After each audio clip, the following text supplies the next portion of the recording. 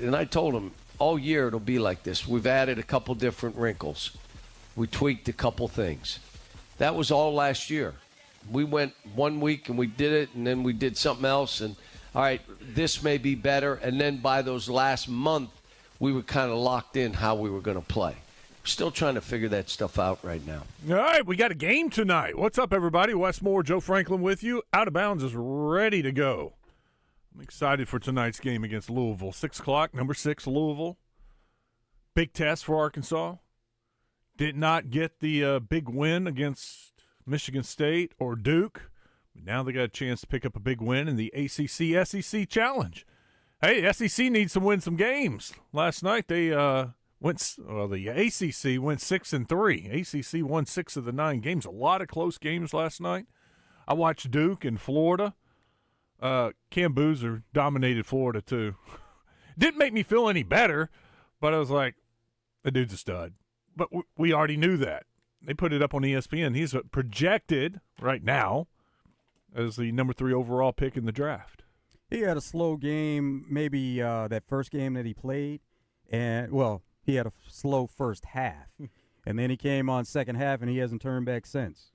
He got off to a good start last night and finished strong for him and had some key baskets down the stretch. And then he had a big assist. That was for the game winner. They were running the two-man show, kind of a pick and roll, and gave the ball up smartly to his teammate, knocked down the 3, and they end up winning. Boogie Flam played well down the stretch. Boogie hit a big 3 that gave, actually, Florida the lead. Drove to the basket a little earlier and hit a nice shot, but he also had a costly turnover at the end of the game. After Duke hit the three-point shot I was discussing with the two-man game at the top of the key and took the lead, Florida had the ball, chance to win it. Boogie got double-team, turned it over. They had to foul, and Florida ends up winning the game. I'm excited for tonight. I really am. This is their first home game against a big opponent. They had the neutral site game against Duke. They had the road game against Michigan State. Let's see what Bud Walton Arena can do to this team when they're playing at home against a big-time opponent. I think my mind right now, I'm expecting Arkansas to win. I expect them to win outright. Any more news on tickets that were released? I have not heard it. I've not seen anything on social media like I saw yesterday where some tickets were still available. Oh, that's good. That's good to hear, and hopefully they make it actually to the arena. Joe, if those season ticket holders don't go tonight, we may start something on the show tomorrow. We may do something. I mean, that's ridiculous. I get it. Against some of these non-conference opponents, they're not excited about it. This is number 6 Louisville, top 25 Arkansas. It's as good as it gets. ACC, SEC Challenge. This is why you buy season tickets for games like this. Yeah, absolutely. Yeah, I get it. You don't buy the season ticket package for the game against Jackson State or whoever. But if you have the season ticket package, you still should go to those games, or at least make sure somebody goes to those games. Yes, no doubt. All right, we're going to take some phone calls to get the show started. I was a little rushed, so we didn't get to talk about too quickly about what we have planned today on the Zone. So, what did they have planned on the Zone? What did they do? No, I didn't get to talk about it on the Zone. I got what we were doing. It was like they were playing the outro music, and it was time to go. Yeah, they were at Bath Makeover today, so really busy there. Yeah, and Justin's terrible at clock management. What? I can say that. I worked with him for 4 or 5 years. Yeah, but our guy Ron Jumper there, he does a great job. Yeah, I heard Ron a lot. That was good. All right, 1:30, we're going to talk some high school football. Still kind of in the air who we're talking to. It is a very busy day for Coach Quad Sanders. I was trying to get him on, and haven't been able to connect yet. They had their signing day earlier. Speaking of, Arkansas got those commitments signed today that we talked about on Monday. They also did flip the number 1 receiver from South Carolina that was pledged to go to Memphis. He decommitted from Memphis. Today he signed with Arkansas. Oh, there'll be plenty of that going on. Yeah, I would think so. To me, if you're Silverfield, you take you hope to get your crown jewels, the cream of your crop at Memphis that you think were steals that could have played in the Power Four, and you try to get those guys, convince those guys to follow you to Arkansas. Of course, he's not going to take everybody. I think he realizes maybe there are some guys that aren't a fit for the SEC, and he's not, going after those. By the way, Kane Archer did end up signing with Utah. I did see that. So I guess there was not a connection made to where or there was, and he just said, "Hey, best of luck to you. I just wanted to reach out and let you know. We're going somewhere else on the quarterback direction, or have other plans for whatever." Yeah. You still want to talk. It could have gone on either side. It could have been the fact that Kane said, "You know what? I just signed here, or I just committed here, and I don't want to go back on that commitment." The timing wasn't right.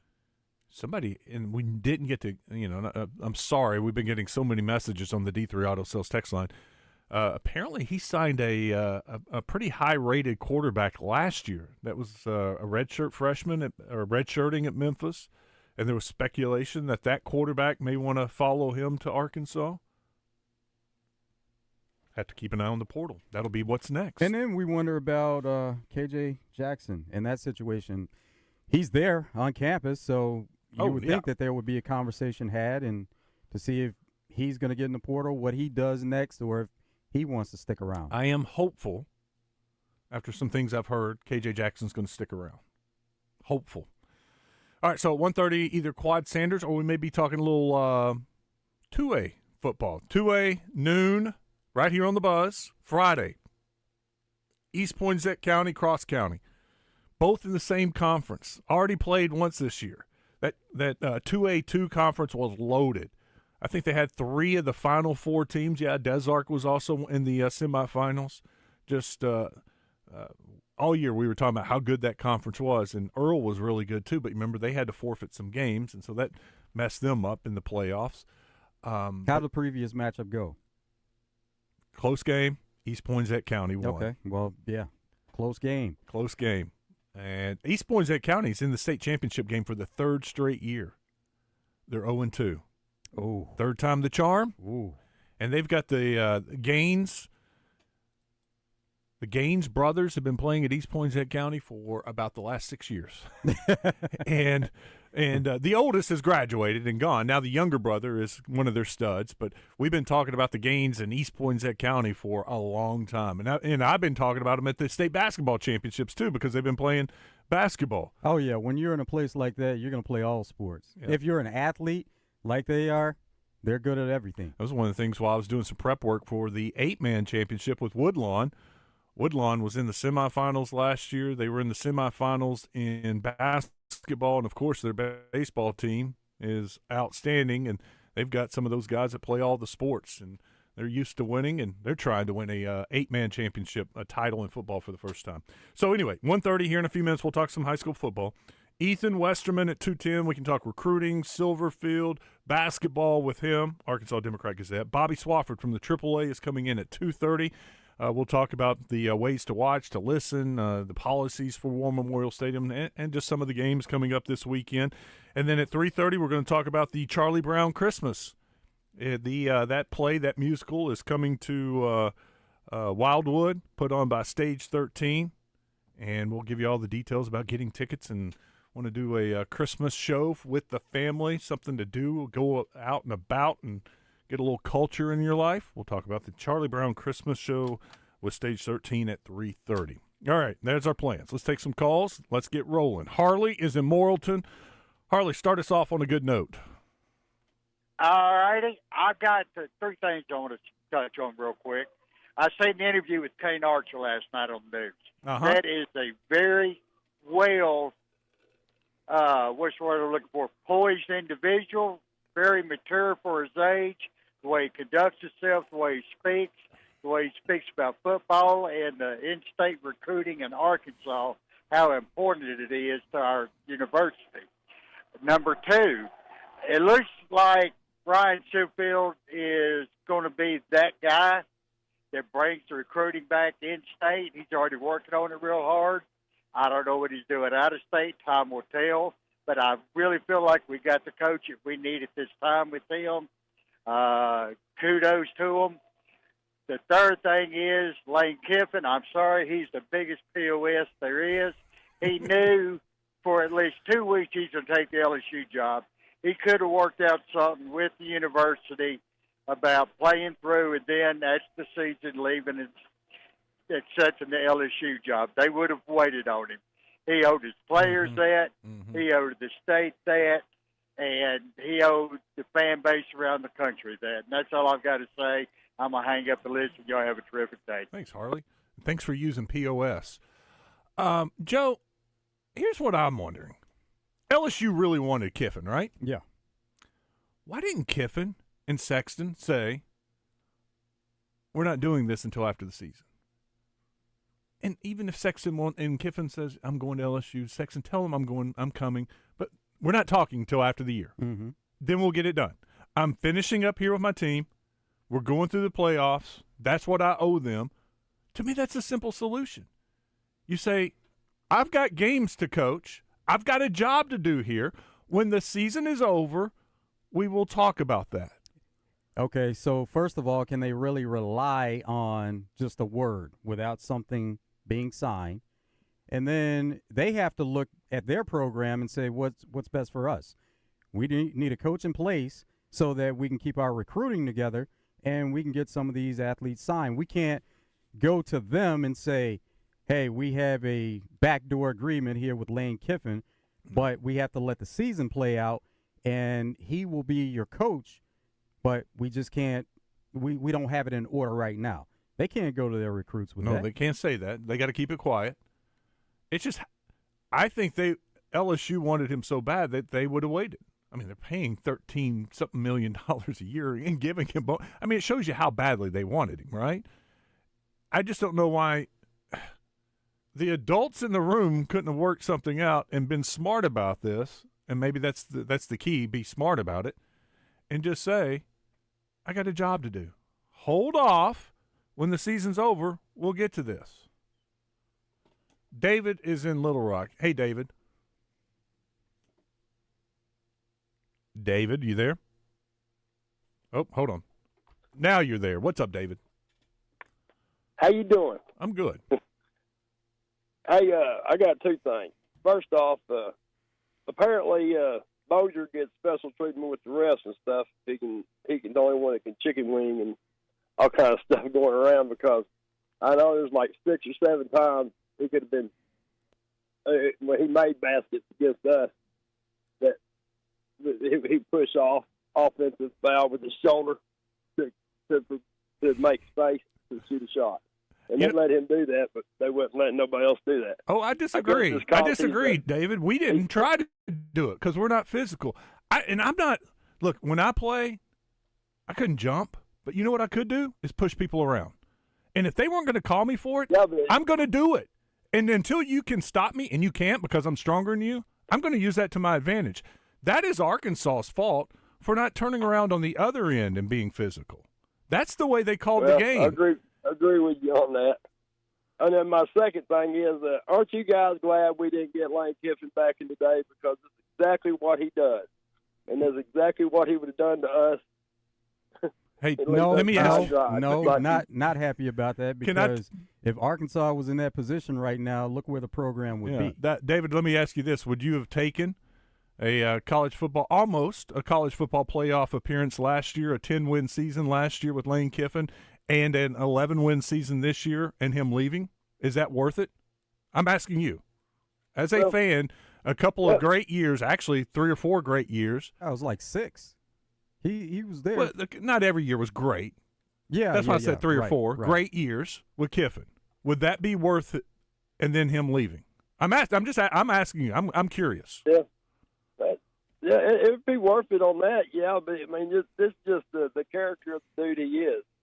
You know, and maybe that's what Arkansas needed, was someone like that that's going to push the envelope, push every rule all the way to the limit.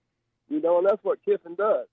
You know, he's going to take the rules. He's going to push every one of them to the limit as far as he can until someone says, "Hey," you know, like this.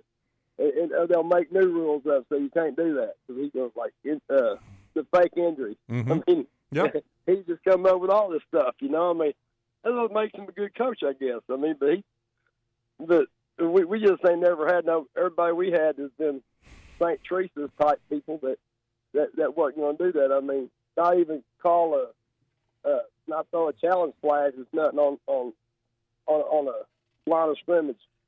Like if they don't think if the ball was placed right. I was like, well, come on, man. If you're watching on TV and see the ball's not, that we get a first down, and they say, no, you're short. So, first challenge. David, thank you for the call. That's a good discussion. I appreciate it. Thank you. And to Joe's point, Kiffin set the program up to where they're in a better spot today than they were when he arrived. I didn't agree with their hire of the defensive coordinator. I thought they were going to go out and get a big-name guy because they've got that money already committed from their alumni, the foundation, to pay a coach that kind of money. And they got the NIL budget that would attract, to me, a big-time coach. But that's their decision, Keith Carter's decision to go with the defense coordinator. They obviously feel like he's the next guy. But he made that – you know who Lane Kiffin is for Arkansas? Eric Musselman. Eric Musselman came in and made the program better. Got him to the Elite Eight a couple of times, Sweet 16, and made the program better, so it was an attractive job. On the way out, though. True. It's not exactly, but it's similar that Eric Musselman came, left here for somewhere else. Everybody was a little mad, but you know what? We had 2 Elite Eights. We got to the Sweet 16. We had 3 years of having fun that they hadn't had in a long time around here. And there's still that look at Eric Musselman and don't like Eric Musselman because of the way he left and went to California. But you know what? It made the job more attractive, and you got Calipari. Yeah, it worked out. It worked out in the end, for sure, in getting the next coach. Let's go to Ro. What's up, Ro? Hey, what's going on, man? Hey, it's something I'm really getting sick of, and it's everybody online and everybody calling in that's trying to trash Kiffin for what he did. So I'm going to give everyone a scenario. All you guys that's working heavy machinery, all you guys that's out there cutting grass, or you working at a factory, or even guys that work at the bus. If your competitor comes to you and offers you maybe a quarter or half as much more than what you're making, you know, understand what I'm saying? And tells you, hey, I want you to come here and do the same thing. I'm going to pay you more. I'm going to give you this. I'm willing to bet at least 98% of you guys are going to leave and go there. It's too much of people trying to call in and act holier than thou and talk down and all this. And I'm glad you just said what you said, Wes, because everybody in the state of Arkansas would take this where Ole Miss is right now. Everybody. They're in the playoffs. They are in the playoffs. They've been winning double-digit games for a couple of years, and we have been in the gutter. So I know everybody in this state would have took Lane 6 years ago because I heard everybody in this state complaining about Sam Pittman. Look what Lane Kiffin's doing. He's taking our players. We should have hired Lane Kiffin. Yeah, Lane Kiffin was going to get you better, and he was going to leave. Everybody with a brain knew this. So everybody calling in trying to talk down on the man, you would do the same thing. Wes, if I'm Broadway Joe and I call, I say, hey, I know you and Justin good friends, blah, blah, blah. I want you to come to Power 92, run our sports stuff, and I'm going to pay you more than what the Buzz giving you. You might dip. There's one small difference, and I like your argument, and I pretty much agree with you. But here's the one thing. He is the leader of that football team, those men. You know how a team is. You're relying on each other, and he's the head of it. You know, he is in charge of it. I'm glad you said that. And I think glad you said that because he should have. And what I said earlier, why not wait until the season is over, finish the job because your job's not over. I get it. Look, if you're going to the Outback Bowl, go. It's over. The Outback Bowl is nothing. Yeah. You know, it's a reward for having a good season. Your season's not over. Your job is not done. Complete your job, then go and take the money and run. Now, from LSU's standpoint, though, it's a different situation in college football. It's a risk with LSU once again because let's say Ole Miss. They're not waiting.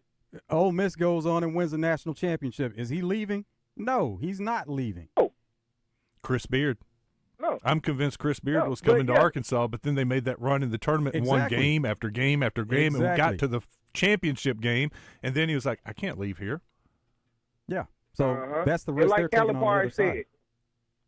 When Calipari left Kentucky, and I got to get back in on this clock, But Calipari told us, he was like, I didn't want to leave these guys. I don't leave these guys. And what he say Kelvin Sampson told him? Said, John, they can leave you too. Whether you stay or not, they can leave. It's a different age.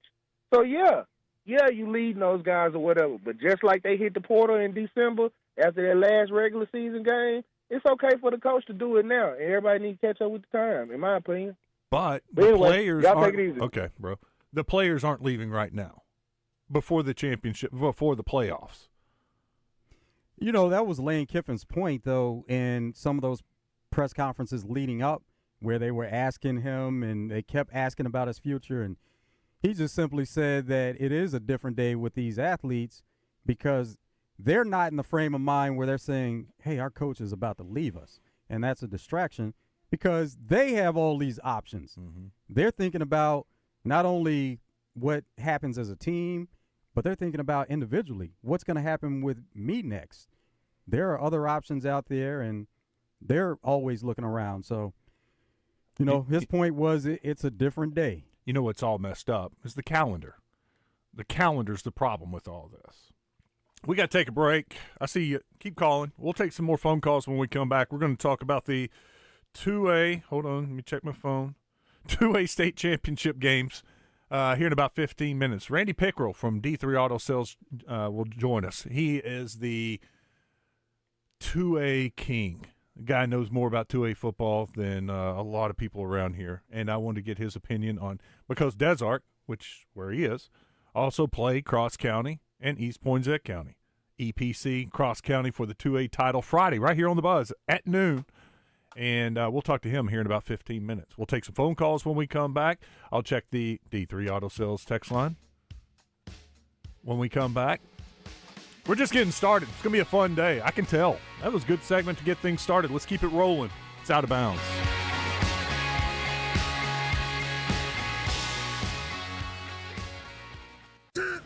Are you still on the sidelines? Then it's time you suit up and get in the game. Download Arkansas's favorite sports wagering app, Bet Saracen, today.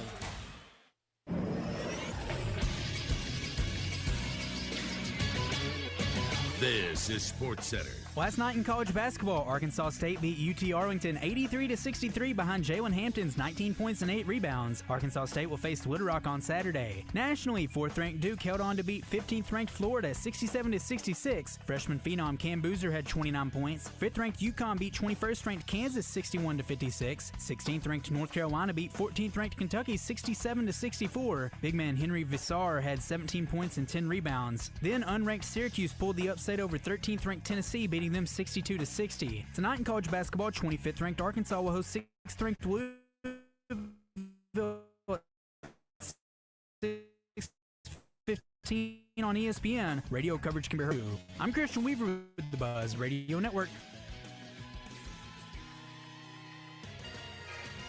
This is Trey Schapp. Tune in each Friday morning at 5:30 right here on The Buzz as I bring you From the Shortgrass, presented by UAMS Health, Orthopedics, and Sports Medicine. If you like to hear interesting stories about the game of golf, this is for you.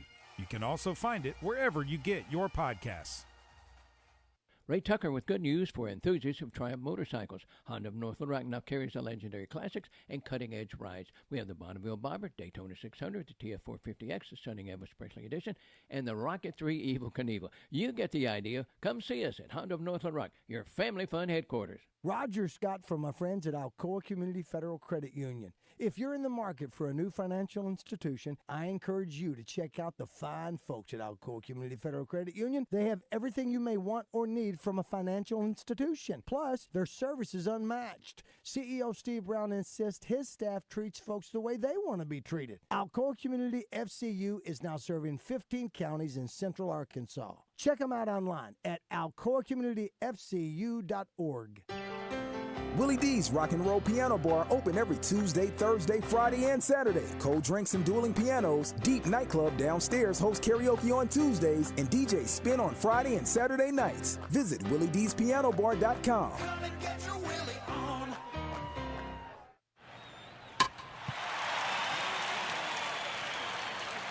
Hi, guys. This is the Rocket Roger Clemens. You don't pitch in the majors for 24 years without feeling it later. shoulders, elbows, knees. Trust me, pain doesn't retire when you do. That's baseball legend Roger Clemens. I tried the ice, I tried rest, PT, nothing really worked. When I heard about QC Kinetics, the concept sounded promising. Non-surgical regenerative treatments that help your body heal itself without surgery. Sign me up, just what I needed, real lasting relief. Whether you're a former pro, a weekend golfer, or just want to walk around pain-free again, QC Kinetics uses cutting-edge technology and natural biologics to help restore and repair damaged tissue. I trusted them with my joints. Now I'm back doing what I love. Call QC Kinetics today and schedule your free consultation. Call QC Kinetics, 501-214-5880. That's 501-214-5880. 501-214-5880. Honey, wake up. Santa's sleigh is on the roof.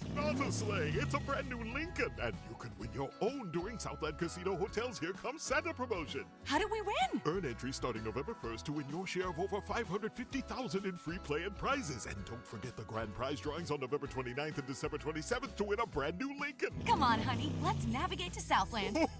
Tell your friends about Here Comes Santa at Southland Casino Hotel. Must be 21 plus. Play responsibly. For help quitting, call 800-522-4700. Stop and shop at our Conway and Little Rock showrooms. That's Hawks Homes. Has been serving Central Arkansas since 1986. Is Arkansas's #1 sales dealer. Volume purchasing power enables us to offer our customers the best prices on the highest quality homes. See the world's largest double-wide and single-wide homes, triple-wide homes, and even a quad. You dream it, and we'll build it for you. We're the only manufacturer and modular dealer that can build your custom home from your plans. Check them out online at hawkshomes.net.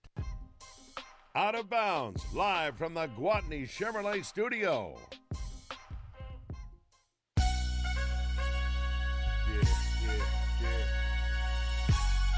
We all mine. Yeah. Come on. So living it up. To everybody that be living it up, we say.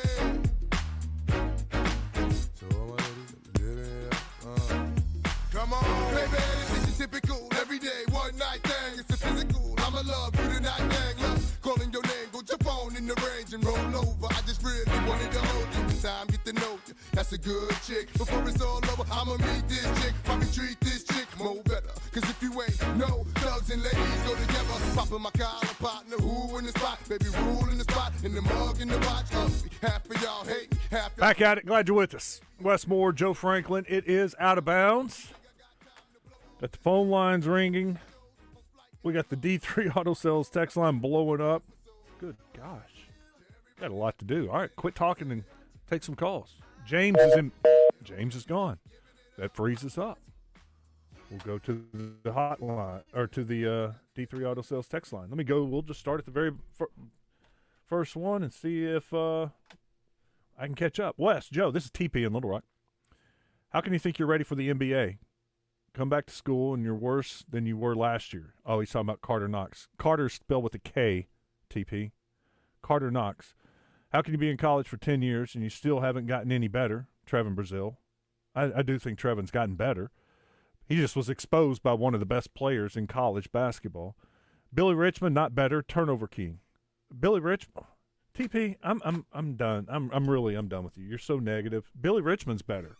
I want Billy Richmond to be playing more minutes.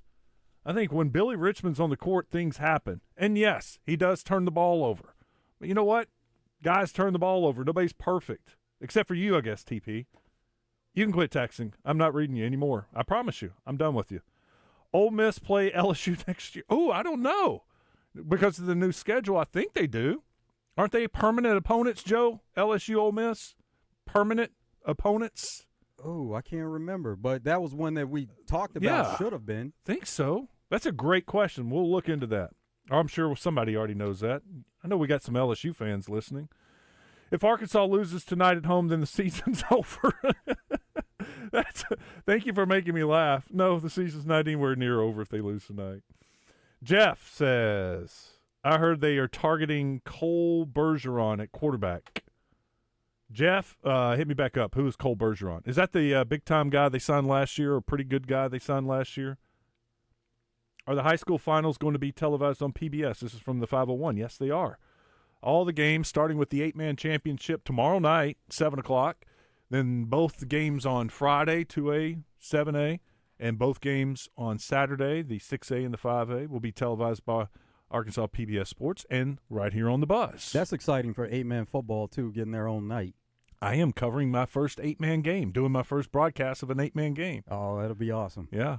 I tell you what, it's easy to learn the players' names and numbers because there aren't many of them, and they're all going to – almost every one of them's going both ways. I kind of like that. And I do a shot sheet, and it's got the players, the numbers, their stats on it. That board was easy to make for 8-man. Will's in Little Rock. Hey, Will. Hey, what's up, brother? Hey, did y'all see those games last night? I watched the Duke-Florida game, watched a little bit of Kentucky-North Carolina. Right. What'd you think? So, what was your take? I'm asking you. First of all, I'll start with Duke, Florida. I think Duke's the real deal. They're very good. I think the one thing that's going to cost Duke later in the year is their guard play. It's got to get a little better. I thought Arkansas exposed them for a while at the guard position, and then when it came crunch time, our freshman guards started playing like freshmen and started trying to do it themselves instead of playing the team ball that they've been playing the entire time in the half court. And I think Cam Boozer's freaking awesome. I mean, if Arkansas had Cam Boozer, come on, it's national title. I just feel like that he just can't. Why? I mean, why? Eventually, you think he can do that every game? He's at Duke. Duke gets away with everything, so why not? This is perfect. Cam Boozer's going to play physical and get away with it. I know, that sucks because it's Duke. How about you adjust to it, though? Florida could have beat them. Don't complain. Adjust to it. Yeah. No, that's what I'm saying. Like, take him away and beat Duke. Yeah. They're not all that. He should have beat them, number one. Yeah, I wish Arkansas would have double-teamed him. Boogie Flan doesn't turn the ball over. They win. Boogie Flan doesn't turn the ball over. They win. Yeah, you're right. Period. Yeah. Boogie Flan's the best point guard in the country. No, he's not. No. Okay, who's better? I don't know. I don't have an answer for you. Thank you for turning it around, but Boogie's not the best point guard. I'll watch more college basketball. He's one of them. Oh, I thought you said the best. He's well. I'm speaking for you then. One of the best, I guess. Okay. I will start watching more college basketball, and I'll have an answer for you, Will, of who the best point guard is. I will. Well, what did you think about the second game? Oh, I think Kentucky's overrated. Well, they are falling in the ratings and rankings. And North Carolina, I don't think they're fringe top 25 teams, both of them. Fringe. I think Florida, Duke, Arkansas, they're better than both those teams. I agree. So I agree wholeheartedly. I'm looking forward to West. You telling me who's better than Boogie Flan? All right, Will. And look, hey man, we're on the same team, man. What do you mean? I'm just saying. Tell me who's better than Boogie Flan. Oh, okay. No. I will. I'm gonna. That's one. One. Now that college football and the search is over, now I can start watching more college basketball. Absolutely. Take care, Will. I think Christian may have a list of point guards who are better than Boogie Flan. Well, he's a wizard. I mean, that dude watches more basketball than anybody I know, really. The other night, it was funny. Christian tweeted out, very rarely does someone check in the NBA that I don't know who they are, where they're from, or haven't heard of them, but it just happened. And I was like, man, that dude knows his stuff. Coach Sanders at Bryant just texted me. He said he's ready for us. If you want to call him real quick, and we'll get him on here for a couple minutes. I just had a couple of questions for him, and we'll talk a little about Bryant. They deserve it. Gargamel says, hey, guys, not impressed by Hoop Hogs. No inside game. Knox is a ghost, and Wagner is so overrated. Louisville wins easily by 7. Knox is been a ghost about half the times he's had a couple of good games. I like DJ Wagner. He's not going to go and score 20 a game, but he can run an offense, get you into your sets. He is one of those guys that settles the team down, and I think you need one of those guys on this team. And I still have faith in Knox. He's too talented. He's too big. I still have faith he's going to figure it out. Hey, I don't think Kiffin owes the kids anything. You remember the offensive lineman who told Coach Pittman that he wanted to be a Razorback, then a few weeks later went to Ole Miss? Kiffin is a head coach. That's a different responsibility than an offensive lineman. He is leading a program. He is leading those men. I do think he has that responsibility to finish out the season. 501 says our crowd tonight needs to be elite. And maybe I just hold coaches to a higher standard than others. Coaches meant so much to me growing up in my life. I still hold coaches to a high regard. People get on me because I say call Coach Z, even though he's not a coach anymore. But he was a coach. And once a coach, I still call Steve Shields coach. Every time he calls me, I say, hey, coach, what's going on? Whenever we talk, he's always a coach in my mind. Give Kiffin a pass. I'm not surprised the way he treated his past schools, the jobs. He seems to be pretty classless. And that goes back to watching the many lives of Lane Kiffin. The dude grew up watching his dad get fired. I don't think he wants to be – and he's been fired. I don't think he wants to get fired again. He was fired from USC on the tarmac, fired from the Raiders after 1 year. And I think that's tainted him. I think he fears getting fired, and that's why he jumps around from school to school. I think he's kind of messed up that way. LC and Sherwood, guys, in 3 years or so, if Alabama fires their coach now, how does Kiffin say no to Alabama? Curious how that may play out. And supposedly, if Alabama had lost to Auburn, Kiffin might have gone to Alabama. Have you heard any of that? Feinbaum mentioned it. There was some fear in Tuscaloosa of DeBoer going to Penn State, and especially if something happened at Auburn. You could have seen that, but Kiffin is going to Kiffin. Do you think – how many of y'all think Kiffin is going to stay at LSU for the rest of his career and coach the next 15, 20 years at LSU? I don't see any hands raised. Kiffin is going to go to LSU, probably win a national championship, and he's going to leave. It's not going to end well. How many times has it ended well with Kiffin leaving a school? Ever? FAU maybe? He made them a more attractive job when he left for Ole Miss. Maybe. It's not going to end well. Let's go to Quad Sanders real quick. What's up, Coach? How are you? What's going on, brother? I would ask you what's going on, but I know it's crazy down there with signing day and the state championship game around the corner. Are you okay? You doing all right? Oh, yeah, man, I'm good. It's just everything full speed right now, full speed ahead. But you know what? It's all good distractions. That's awesome. And I know signing day is a special day for coaches to get to see kids get a scholarship to go play, college football. What's it mean to you? Man, for me, it's like, these guys, a lot of these guys get opportunities that I never had a chance to get, So I love to see them being successful and at least go and fulfill their dreams. Just a lot of kids don't get a chance to have that opportunity. So for me, that's what it's all about. I mean, it's the only reason I coach for really. It's just to help kids further their dreams. Coach, tell me a little bit about your guys that signed with the Arkansas Razorbacks. Let's start with Ja'Cory Smith. Well, it's hard to talk about one without talking about the other because, I got them around the same time.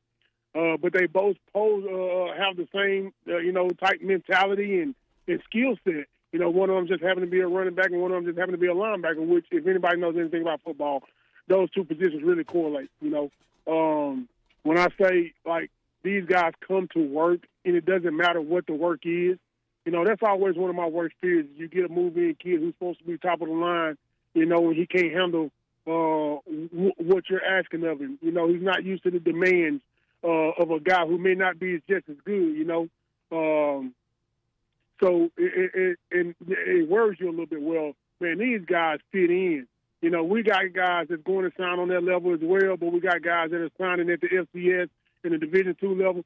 And when I tell you, you'll never know the difference. You'll never know the difference. What I mean by that is they don't think they're above anybody else on the team.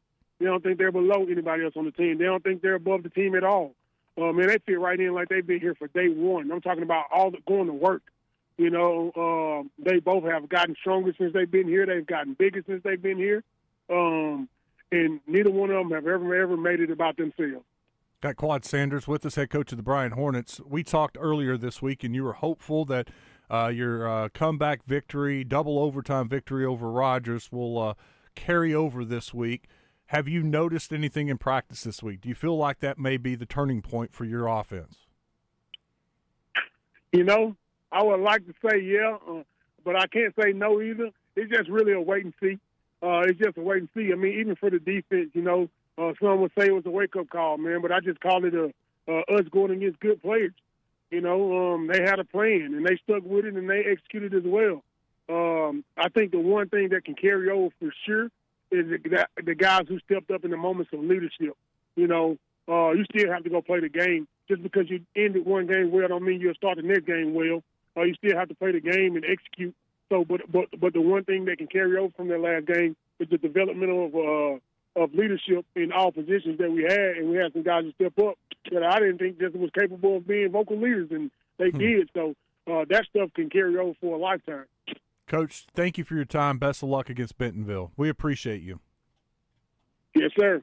Quad Sanders joining us. You can hear the 7A state championship game right here on The Buzz. We got to take a break. When we come back, we'll talk a little 2A football with Randy Pickerel. Stick around. This is Out of Bounds.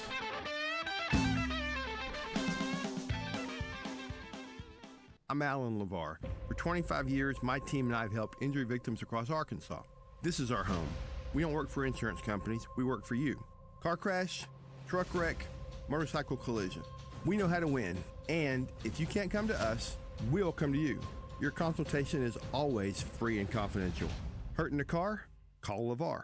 Arkansas strong for 25 years and ready when you need us. LeVar Law. Arkansas built, Arkansas trusted. This is the Pigskin Preacher, bringing you the word. While the world is moving at breakneck speed for 11 months of the year, there's something different about December. The knowledge that 2,000 years ago that the baby Jesus was born in Bethlehem continues to impact the world in game-changing ways. The rise of education, hospitals, charities, etc., all were inspired by this babe. Even as our calendar pivots on his birth, 'tis the season is our opportunity to extend kindness, service, and sacrifice to those in need in his name.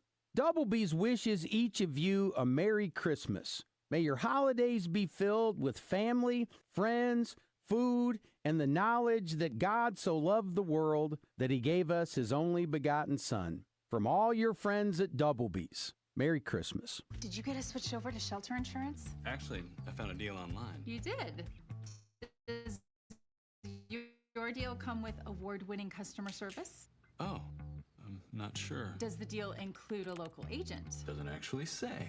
Can we create a customized plan that fits our needs? Let's just call the local shelter agent. For insurance that fits just right, find a shelter agent near you. See shelter agent Angie Collins in Heber Springs, Michelle Herring in Whitehall, or Jonathan Stone in Lone Oak today.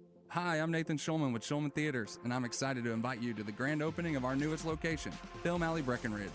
Now open, and we've built something special for you and your family.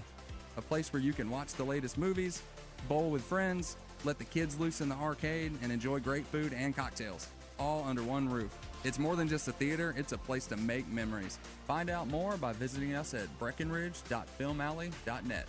From our family to yours, welcome to Film Alley Breckenridge. Running a business means wearing multiple hats. So if you're like me, you probably started out using your personal phone, taking client calls and texts nonstop.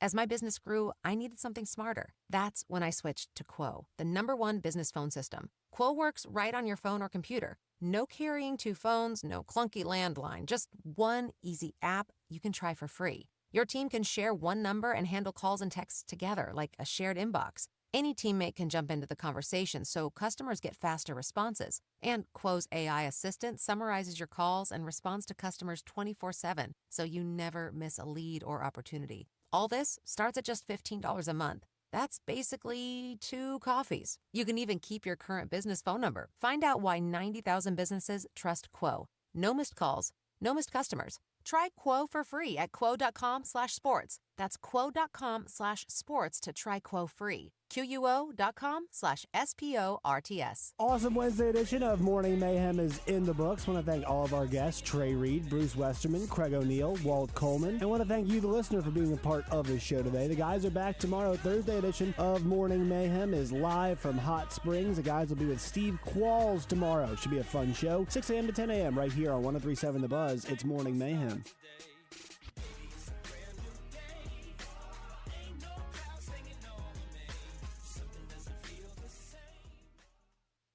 Out of Bounds on 103.7 The Buzz. Live from the Gwatney Chevrolet studio. Gwatney Chevrolet. Driving, trust every mile.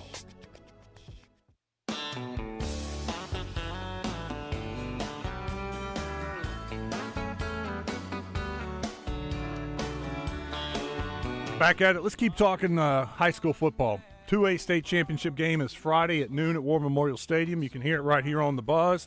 You got Cross County and EPC. Randy Pickrell from D3 Auto Sales text line. I don't know anybody that knows 2A football better than him, so that's why I called him. Randy, what's going on? Oh, nothing, man. Just over in Little Rock jacking around for a little while today. I was walking in the store when you called or texted me a while ago, so I was like, just give me a few minutes. I'll be back out of here. So looking forward to watching this game. I'm not going to get to attend it, but I'm going to watch it on TV, that's for sure. Well, Des Arcs play both of these teams. You've got a great feel for both. Give me a kind of your thoughts on this matchup. Well, when I was on your show before, you made me pick one team, and I said EPC. I'm still sticking with EPC. EPC and Cross County obviously played each other earlier the year, and it was a 4-point game. I think EPC scored late to get that win. Now, I think it's going to be a dogfight. It's, both teams know each other. They played each other. Obviously, EPC, this will be the third year in a row they've been to the state championship game. So that's all their senior class knows is go to the War Memorial and play on the last weekend of the season. Cross County hasn't been in a while, but Coach Pascal, he has. He knows how to prepare for this week. So I talked to him last night, and he's using his past experience to get his team ready. So I know they went yesterday and did their little walkthrough and practice at War Memorial and got it out of the way. I look at, you got one team there for the third straight time, and then you got Cross County trying to make school history, and they got Coach Pascal, who's been there and done that. Now he joins a very exclusive list as head coaches that have taken 3 different schools to the finals. So, match up there. There's so many intangibles to look at. Yeah, you got Buchanan and Gaines on EPC versus Crawford and Armstrong from Cross County. All 4 of those backs can get it done. They can, if they can get the corner, any one of them can take it to the house. They're all physical. Then the line play. Obviously, I think Cross County's probably got a little advantage for sure in size and maybe in line play altogether with Bill, who signed with the Razorbacks, thank God, and Williams. I'm not sure where he's going to go, but I know he's getting some attention. So you got a couple college players on your offensive and defensive line in 2A football. That's big. It's huge. It's huge. Yeah, like you said, it's huge. You don't usually get that. You might get an offensive player in the backfield or a skill player or something like that, but to have 2 linemen that will play at the next level is that's big.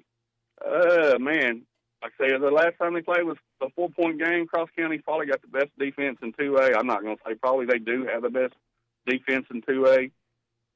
When Desert played them last week, I was there. Desert would have had to play in an extremely near-perfect game to get the job done. They didn't. Had 3 turnovers and a couple crucial penalties. Now, this game here, EPC and Cross County, whoever plays the best is going to win. Obviously, no turnovers and no penalties is what I mean by the best. Mm-hmm. That's key, in any of these games. But a turnover here or there, I think, will be the key to the game. Whoever gets the advantage in that department. It's crazy. I thought playing in the 2A gave these teams advantages throughout the playoffs because they were battle-tested, but then it comes down to the championship game, they're playing somebody in the same conference, so no one really has an edge because they're both battle-tested. Exactly. 3 of the final 4 teams are from the same conference. The only one that wasn't was Mount Ida, and, obviously they've always got a great program. They got great tradition over there with Coach White and everything. But, you know, like I say, I don't know. I give the edge to EPC just because they've been there 3 times, and I'm sure nobody wants to be labeled as the Buffalo Bills of high school football. So I'm hoping they win just because I am glad that Danny Beal for Cross County gets to play another game after what happened down at Junction City, and he didn't get to play last week. I would have hated to know that a young man would have ended his high school career with what happened down there. So that, to me, that's pretty cool that he gets to play another game. All right, for those that don't know, what happened down there? Well, I watched it. I saw it on video. It was he come back and hit a kid behind the play. I mean, I've seen it happen in lots of games. You know, he's a giant, and the kid he hit was probably the smallest kid on the field. And I don't know, maybe the refs thought it was a little more than it should have been. They ejected him.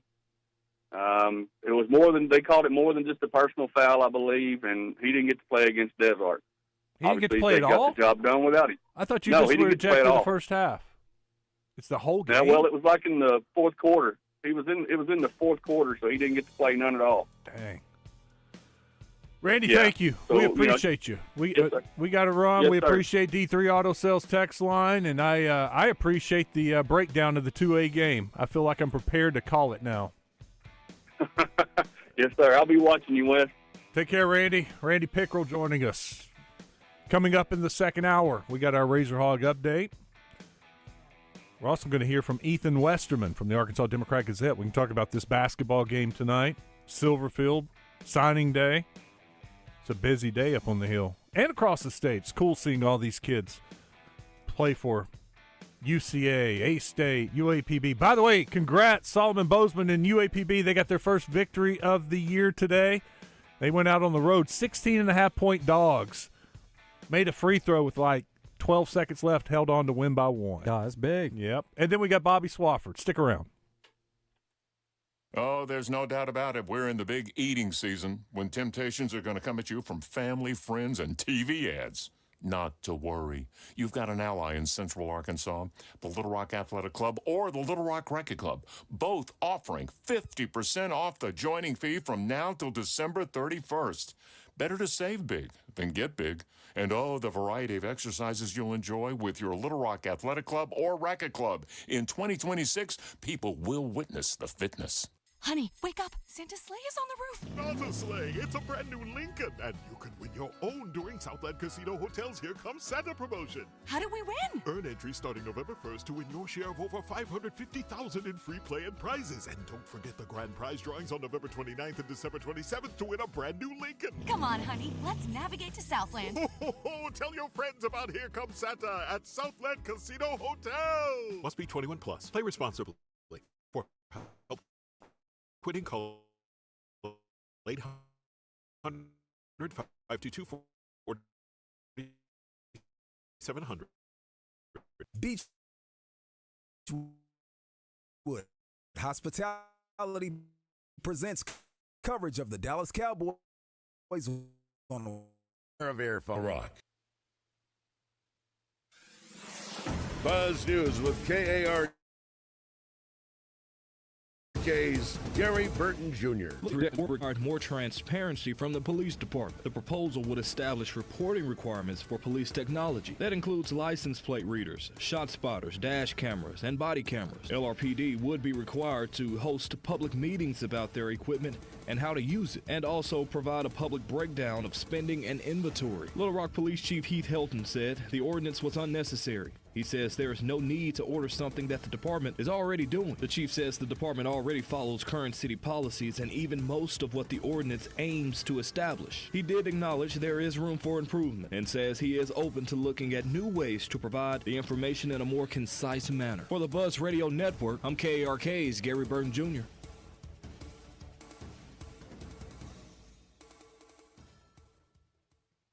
Arkansas Municipal Equipment presents Coach Nolan Richardson when he joins Drive Time Sports every week with Rollin' with Nolan.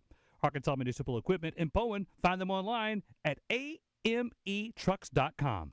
Weather from the Fletcher Weather Center with KARK's Pat Walker. Possibly some fog and a cloudy sky this morning, but it will become partly cloudy with a high of 47. Tonight, a 20% chance of rain showers down to 34 degrees. Might have a few isolated places of sleet. Tomorrow, a cloudy, cold day, a high of 40 and a 40% chance of rain. For the Buzz Radio Network, I'm meteorologist Pat Walker.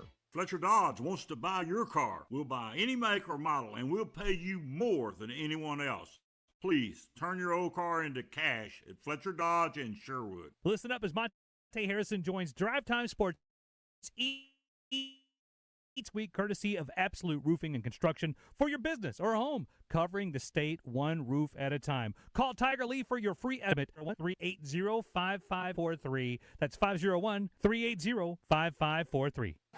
Well, Bass, game's almost over. I hope you got those bets in on the Oaklawn Sports app. You know, Roger, this Oaklawn Sports betting app might actually make watching games with you bearable. That's big talk coming from a guy who's about to pick up the tab. But I hear you. With this app, we can bet on all the games this season with so many options. And after they kick this field goal, it'll be you picking up the tab. Nah, he's going to miss. It's good! Bet all season long with Oaklawn Sports. Arkansas' best sport betting app. Gambler. Hey, man, doesn't matter what your budget is, you got to get Robert Irwin Jewelers, because we're going to make Christmas bigger and sound a little bit more exciting then. This year, we've got all the greatest, most trendy fashion items in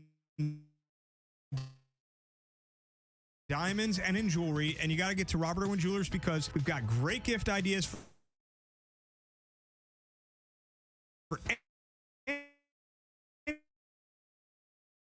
anybody's budget. We've got free financing, bigger, brighter diamonds, better price. Holmes has been serving Central Arkansas since 1986. Is Arkansas's #1 sales dealer. Volume purchasing power enables us to offer our customers the best prices on the highest quality homes. See the world's largest double-wide and single-wide homes, triple-wide homes, and even a quad. You dream it, and we'll build it for you. We're the only manufacturer and modular dealer that can build your custom home from your plans. Check them out online at hawkshomes.net. Hi, I'm Steve Edwards Jr. with Edwards Food Giant and Edwards Cash Saver. Christmas season is upon us, and with that comes all the typical hustle and bustle of the holidays. This Christmas, as you hang your stockings and sip the hot chocolate, take a moment to celebrate the true reason for the season. Love, hope, and joy brought to us on that first Christmas night. Share kindness, offer forgiveness, and embrace the love that came to us that holy night. From the entire team at Edwards, we want to wish you a Merry Christmas and a Happy New Year. An ESPN Radio Extra Point with Chris Canty. Based on what we're seeing on the field, based on some of the things that are happening behind the scenes, guys not being held accountable, Abdul Carter being out the first 2 drives on defense, I don't know that there's any voices in that building that the young players for the New York Giants respect. I'm looking at the leadership in the locker room from the veteran players. That's non-existent. We know that leadership in the coaching staff is a problem. They just ran Brian Daboll out of town. And so, to me, what I saw on the field last night highlights the need for the Giants to get this next coaching hire right. And one of the things that has to be at the forefront of the criteria that the brass looks for in the interview process is dominant leadership traits. Because it's clear that the leadership that's requisite in order to compete and win does not currently exist on that team.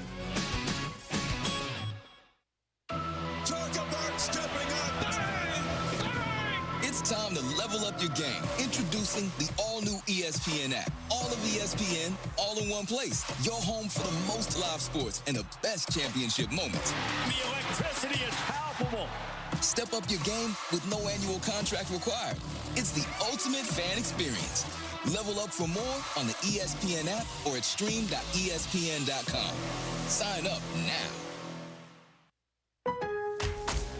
On the job, every minute counts. That's why Lowe's now has ProBlock Quick Dry Primer, expertly manufactured by Sherwin-Williams. Engineered for pros to dry fast and go on smooth for virtually flawless results that keep your job moving. It's available in oil and water-based, and getting it is easy. Order online by 2 p.m. and get free same-day delivery right to your job site. Lowe's, we help, you save. Orders placed after 2 p.m. will be delivered next day. Valid in select zip codes. Subject to driver availability. More terms apply. Live from the Gwatney Chevrolet studio, this is Out of Bounds with Wes Moore and Joe Franklin on 103.7 The Buzz.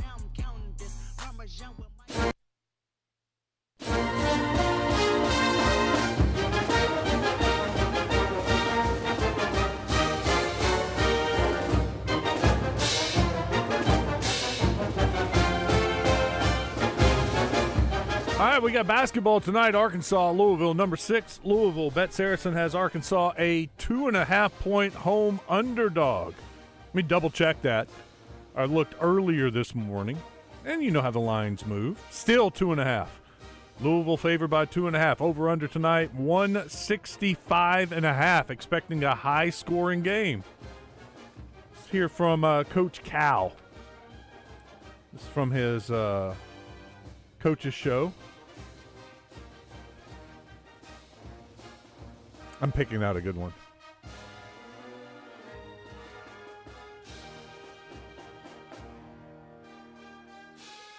Here we go. This is kind of talking about the Duke game, Michigan State game. They were there. They were in it. I still don't think we overscheduled. I don't. It appears that way right now.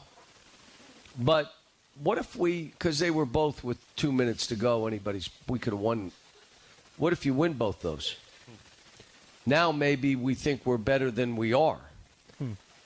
But I'd rather be like that. But again, scheduling good teams, I've always done that. And, try to get us to fight. We also got to hear from Darius Acuff during the coach's show and talked about coming to Arkansas. It's great, man, playing for a legendary coach like him. Something I definitely dreamed of. He knows that. I've been watching him since I was little, so I always wanted to play for him. So actually doing it it's a great feeling. Just learning from him every day, like I said, it's great, and I'm going to keep learning. Also today was signing day, or it's the beginning of National Signing Day, and Arkansas did get the commitments that they flipped. Ryan Silverfield also got a kid from South Carolina, number 1 ranked wide receiver in South Carolina that was committed to Memphis. He had a nice offer list. Like Indiana was on there. Back in the day, you think, Indiana? You beat Indiana for a guy? Now you beat Indiana for a guy, and you're like, okay, might be a player. But he's a big, tall wide receiver with speed. They need taller wide receivers. You look at it, they don't have much size on this year's team. But still more to come. People have asked on the D3 Auto Sales text line about some of the other guys, and from what I've seen, of course, we talked about Kane Archer. He did end up signing and going to Utah. The Lindsey kid at Rogers did sign with BYU. I liked him a lot. I was hoping maybe they would go after him. And you know what? I have not seen anything on Regan. Regan was committed to Air Force, and I may have missed it, but I liked Jeff Regan a lot. He is undersized, but sometimes – to me, when the guy can play, and he's played that way his whole life, it was kind of like, the knock on Joe Hyman was he wasn't big enough. And I'm like, he's big enough to dominate high school football. I think he's big enough and good enough you can find a position for him. And what are we talking? 3 years later, he's starting for Northwestern. Same thing with the what's the kid Isaiah Stevens at Sheridan. Ole Miss has offered him. Now, he's only a junior. I sure hope they go out and get him because he's just a football player. He's got speed. He's got moves. I'm not seeing anything on Regan. I was looking. Okay. Coming up this hour, we got Bobby Swafford jumping in at the bottom of the hour. We'll talk about the state championship games, 8-man on Thursday night. Then you have the 2-man championship at noon. And the 7A game Friday night. And then on Saturday, we got the 6A game and the 5A game. And then next weekend, we'll come back and do the 3A and 4A both on Saturday. All games will be on the Buzz. You can hear them. And if you're home, you can watch them on Arkansas PBS Sports. You can always mute your TV and then listen to it on the Buzz while you're watching it on Arkansas PBS Sports. Let's bring in Ethan Westerman, Arkansas Democrat Gazette, WholeHogSports.com. What's up, Ethan? How are you? I'm good. How are you, Wes? Man, it's good. Got a lot to talk about, so that's always a good thing. Basketball game tonight, signing day, and, of course, Silverfield hitting the ground running there at Arkansas. Have you been following the signing day at all today? Oh, have I? I've been running the live tracker on our website at wholehogsports.com, so I've been keeping up with it. I was about to say, do we ever have a lot to talk about? All right, give me an update on the live tracker. Where is Arkansas? Yeah, I mean, everything's kind of gone to plan today, if that makes sense, except the only thing that really, I don't want to say it wasn't expected. It just was, a pleasant, I don't even want to say surprise, because a lot of people thought it might come, was Jude Hall, the 3-star receiver who had been committed to Memphis. He decommitted once Silverfield took the Arkansas job. He signed with Arkansas today. Any So other you had a pleasant signing today. Any other players from Memphis that was committed coming to Arkansas? Not yet. I know there's some talk. I'm blanking on the name right now, but there's some talk about maybe one or two others that might. But he was the one that I think they're just kind of gotten quite a bit of traction.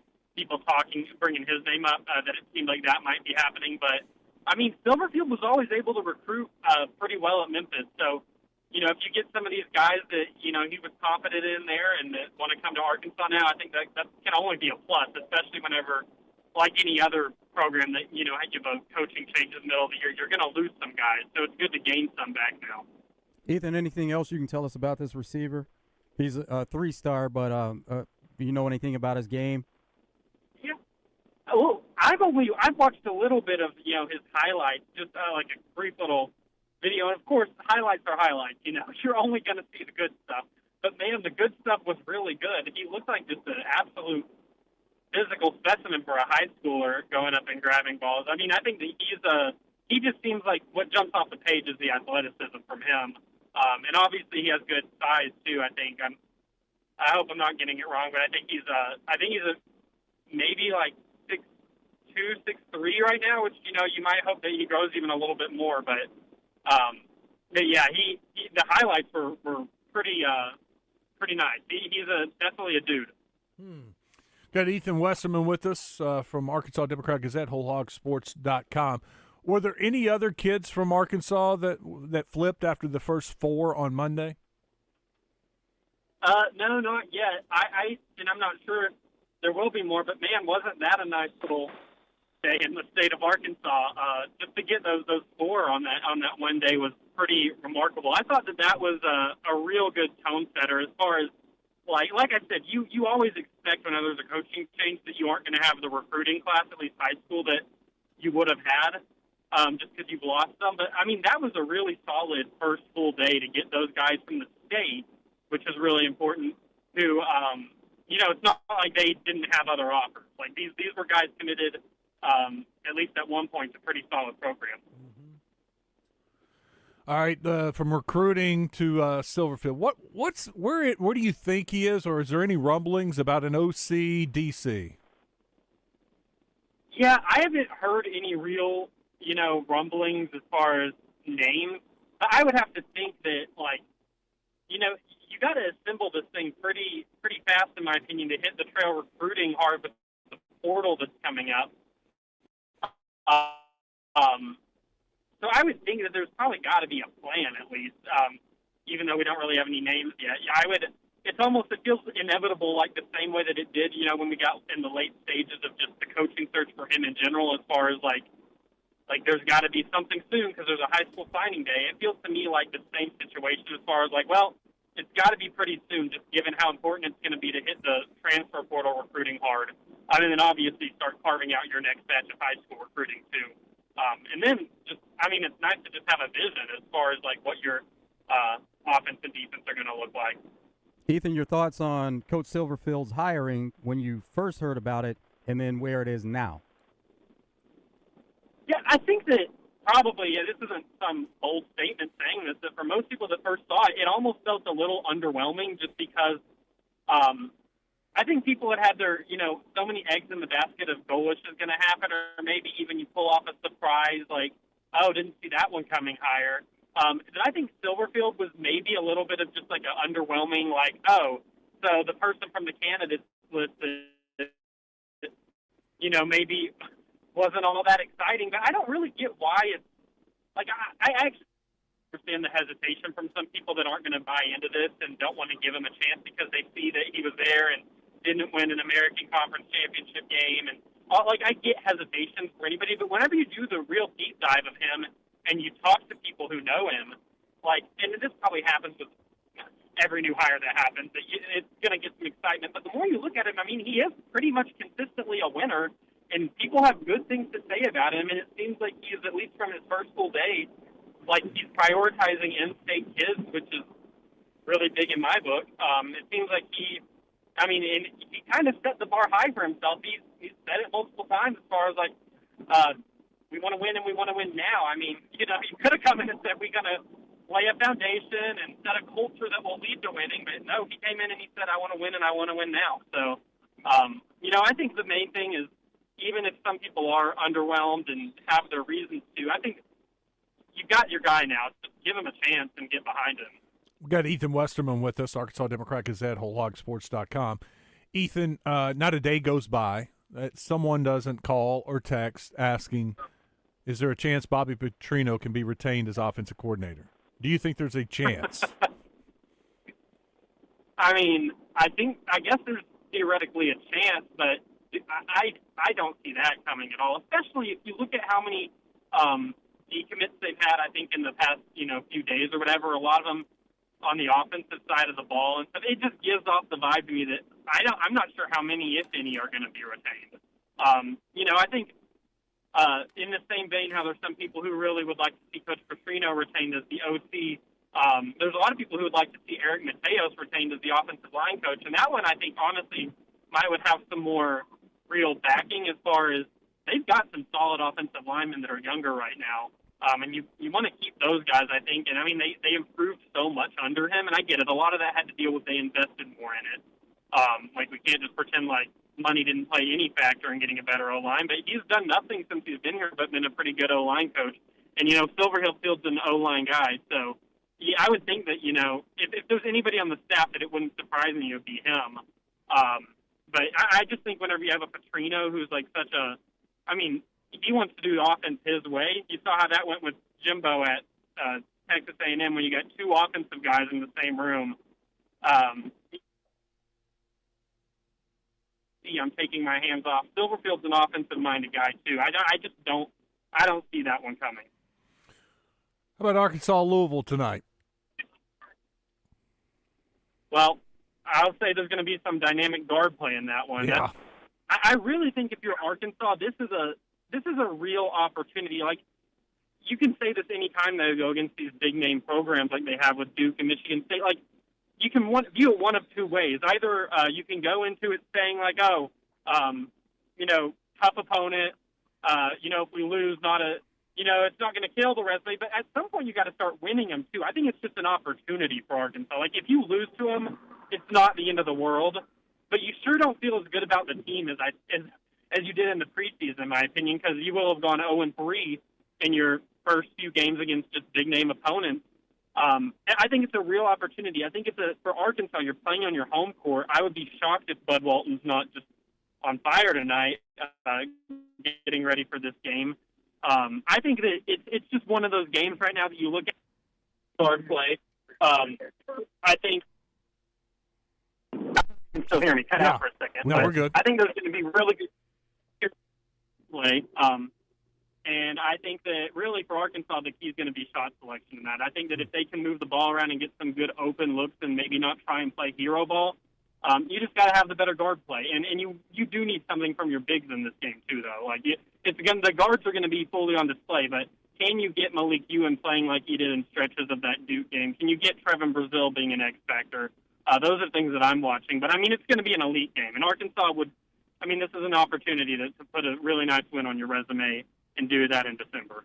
Ethan, to your point, you don't want to go 0-3 in these games. Like 3-0 would be nice, but in reality, if you can go 2-1, that seems great for you because of one being on the road, and then the neutral site is kind of a 50-50. But this one at home, and it's really great how it was scheduled also, where you have one road, one home, one neutral site. But to your point, you have to get this one at home.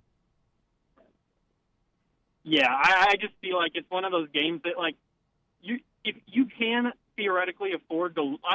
Obviously, this is the number. I believe they're ranked 6th or 7th in the nation. I think 6th.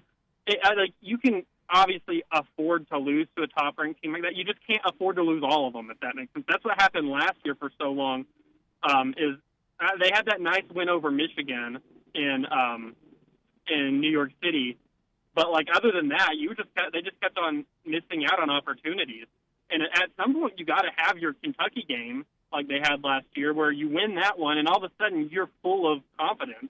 I mean, that's what happened last year. They went to Kentucky and they learned how to play as a team, and it carried for the rest of the year. How nice would it be for the Razorbacks to do that in December instead of February, so people don't have to sweat it out for the final, month and a half of the regular season because you've dug yourself in a hole. I mean, last year that was an incredible job to crawl out of the hole, but dang, you sure would love to have your Kentucky moment happen against a different team from Kentucky and do it on your home floor and let that carry you into the rest of your season. Ethan, we appreciate it. Thank you for your time. Take care, man. We'll talk to you next week. Yeah, thank you. Ethan Westerman from the Arkansas Democrat Gazette, WholeHogSports.com. Joe, remember last week we were talking – oh, you weren't here. We were talking before the Cowboys-Chiefs game about the possibility of it breaking the record of the most watched regular season game. Yeah. And the projections were around, 45 million, something like that, for a regular season game on Thanksgiving. CBS has put the numbers out. Cowboys-Chiefs shattered the regular season record. 57.2 million viewers. The most it's believed to be the most watched regular season game ever. It peaked at 61.3 million people watching that game. Yeah, a lot of star power. A lot of star power in that game. And to carry it on further, that audience stuck around a lot. Well, some of the audience. Arkansas. Duke. Yeah. Arkansas Duke, most watched regular season college basketball game on any network in more than 30 years. 6.8 million viewers. It also tells you a lot about the difference between NFL and college, right? Oh, absolutely. A peak of 61 million people watching the NFL. Well, it'd be interesting looking at that last game, Bengals-Ravens, what the comparison is there. That was on NFL Network? Or no, it was on NBC. NBC? I didn't even watch that one because I was watching Arkansas Duke. Yeah, 6.8 million, which is significantly less, but it's still the most watched college regular season basketball game on any network in more than 30 years. 6.8 million. That was great exposure for Arkansas. Would have been nice to get that victory, but you know what? They played well, and they were right there in it. I'm going to pass those along. I just saw those ratings. Let's go to James. He's in BB. What's up, James? He's gone. All right, and then we'll take a break because our next guest is already here. Bobby Swafford from the AAA. We've got some high school football games to talk about. We'll discuss that. Take your questions, calls. Stick around. It's Out of Bounds.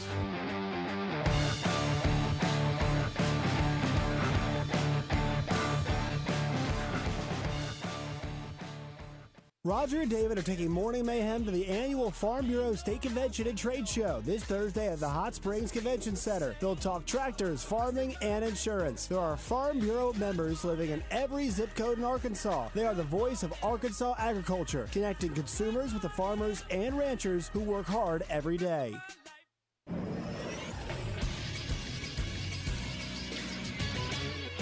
This is Sports Center. Today is National Signing Day in college football. Arkansas got a handful of signees early this morning and could get some throughout the day. Stay tuned to The Buzz for updates on signees. In college basketball tonight, the SEC-ACC Challenge continues, other than Arkansas versus Louisville, which will be tonight at 6:15 on ESPN and The Buzz. 12th-ranked Alabama will host Clemson at 6:15 on ESPNU. LSU will go to Boston College at 6:15 on the ACC Network. Texas will host Virginia at 8:15 on ESPNU. A battle of two 8-0 teams will be in Nashville as 17th-ranked Vanderbilt hosts SMU at 8:15 on the SEC Network. 20th-ranked Auburn hosts NC State at 8:15 on ESPN, and Mississippi State will travel to Georgia Tech to play at 8:25 on the ACC Network. I'm Christian Weaver with The Buzz Radio Network. Oaklawn is here for when you want real action, and the wait is over. Live racing is back. Every weekend brings big moments, big crowds, and your chance to feel the thrill of a big win. The holiday racing season begins Friday, December 12th, and runs through January 4th. Then the excitement returns with the classic racing season, January 30th through May 2nd. It's racing, it's winning, it's everything you've been waiting for. Oaklawn Hot Springs. Join the fun. Gambling problem? Call 1-800-GAMBLER. Hey folks, Roger Scott here for Alcoa Community Federal Credit Union. Fall is in the air, which means football and hunting season. If you are wanting a new ATV or side-by-side for hunting, or you're wanting to upgrade your duck boat, or how about a new RV or camper, Alcoa Community FCU has got you covered with a low-rate fund loan. If you live, work, or worship in any of the 15 counties in Central Arkansas, then you're eligible to take advantage of this great offer. Apply today at alcoacommunityfcu.org. Hey, it's David Basil for Luxury Pool and Spa. Can you feel it in the air? Oh, I can. It's hot tub season, and I love my hot tub from Luxury Pool and Spa. You can too. They have Fantasy and Caldera hot tubs in stock and ready for delivery. Luxury Pool and Spa also carries Serona Spa chemicals and frog systems. I use both in my hot tub. You gotta have them. Luxury Pool and Spa also has Pollywood Adirondack outdoor furniture for sitting around your fire pit with family and friends. Live the life of luxury with Luxury Pool and Spa in Conway and Russellville. LuxuryPoolArkansas.com. You like saving money, right? We all do. That's why Allstate just lowered the price of car insurance. Not, but wait, there's a catch. Lower. Actually lower. So if you're shopping around or just want to see how much you could save, check Allstate first for a new lower auto rate that could save you hundreds. You're in good hands with Allstate. Not available in every state. Only applicable for new auto insurance business. Rates will vary by several factors, including how you purchase the policy. Potential savings vary. Allstate North American Insurance Company and affiliates, Northbrook, Illinois. Stacy, are you wearing yoga pants to go shopping? Oh, we're not going out shopping. We're staying in with JTV. I love jewelry television. Their pearls, their lab-grown diamond jewelry. Oh, hello. What about their Italian gold and moissanite fire? Okay, but what about the guys on my holiday list? Relax. JTV has gifts galore, even for men, like watches and sunglasses. Watch JTV live and on streaming or shopjtv.com for up to 80% off select items. Ready to shop? Yes, but can I borrow a pair of sweats? Hey, it's David Basil for my good friends at Bath Fitter. I've been working with Bath Fitter for over a decade now. They're a family-owned business that's been around for over 40 years. They are the pioneers of the acrylic bath industry. Bath Fitter offers a one-of-a-kind remodeling process that's easy and stress-free. They offer a wide selection of beautiful and functional showers, and with their seamless one-piece walls and hundreds of design options, you can refresh your shower space in no time. They can even convert your existing bath into a shower. Check them out online at bathfitterlittlerock.com and tell them Basil sent you. Out of Bounds, live from the Gwatney Chevrolet studio.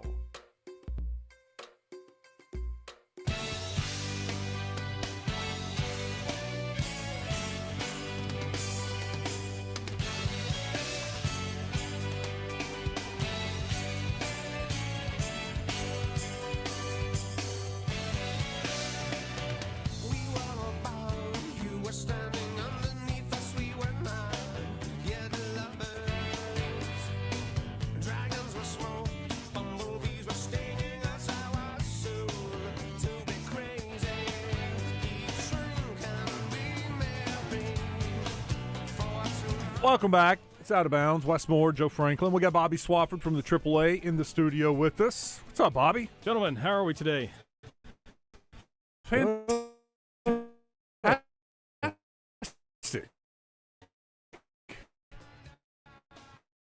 We're almost there. Almost quite as bad weather. Or no anything? bad weather. I think there was a 9% chance of precipitation on Friday. Saturday looks perfect. Okay. You know, it's December, so it's supposed to be a little bit chilly, but mid to low 40s for kickoff for both days.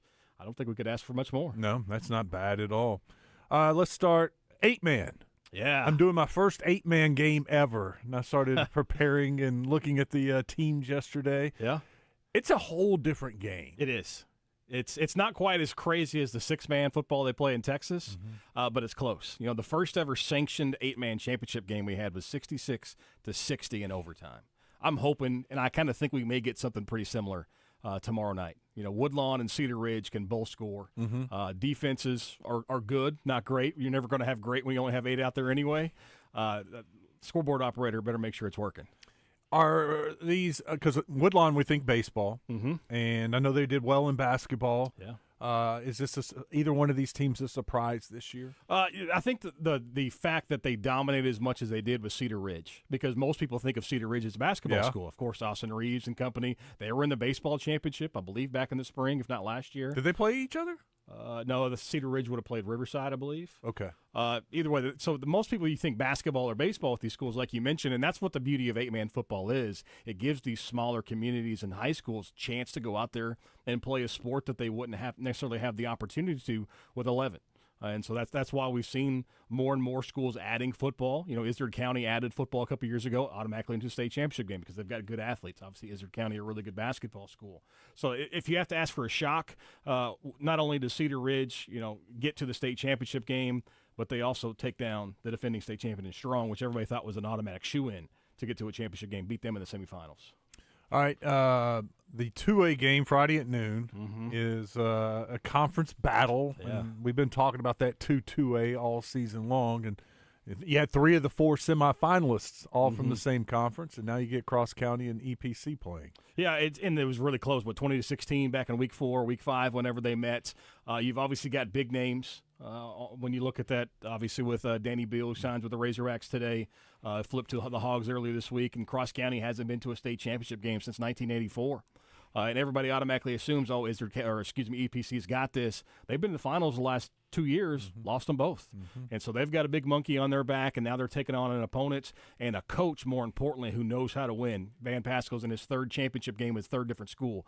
That's pretty impressive. So to me, I think that has a chance to be one of the most entertaining and definitely one of the closest games of the weekend. Of these championship games, are there any considered upsets along the way to get there? Yeah, you got to go to 5A, Joe. I mean, what Hot Springs Lakeside has done the last 3 weeks is almost unheard of in the high school playoffs, especially at 5A.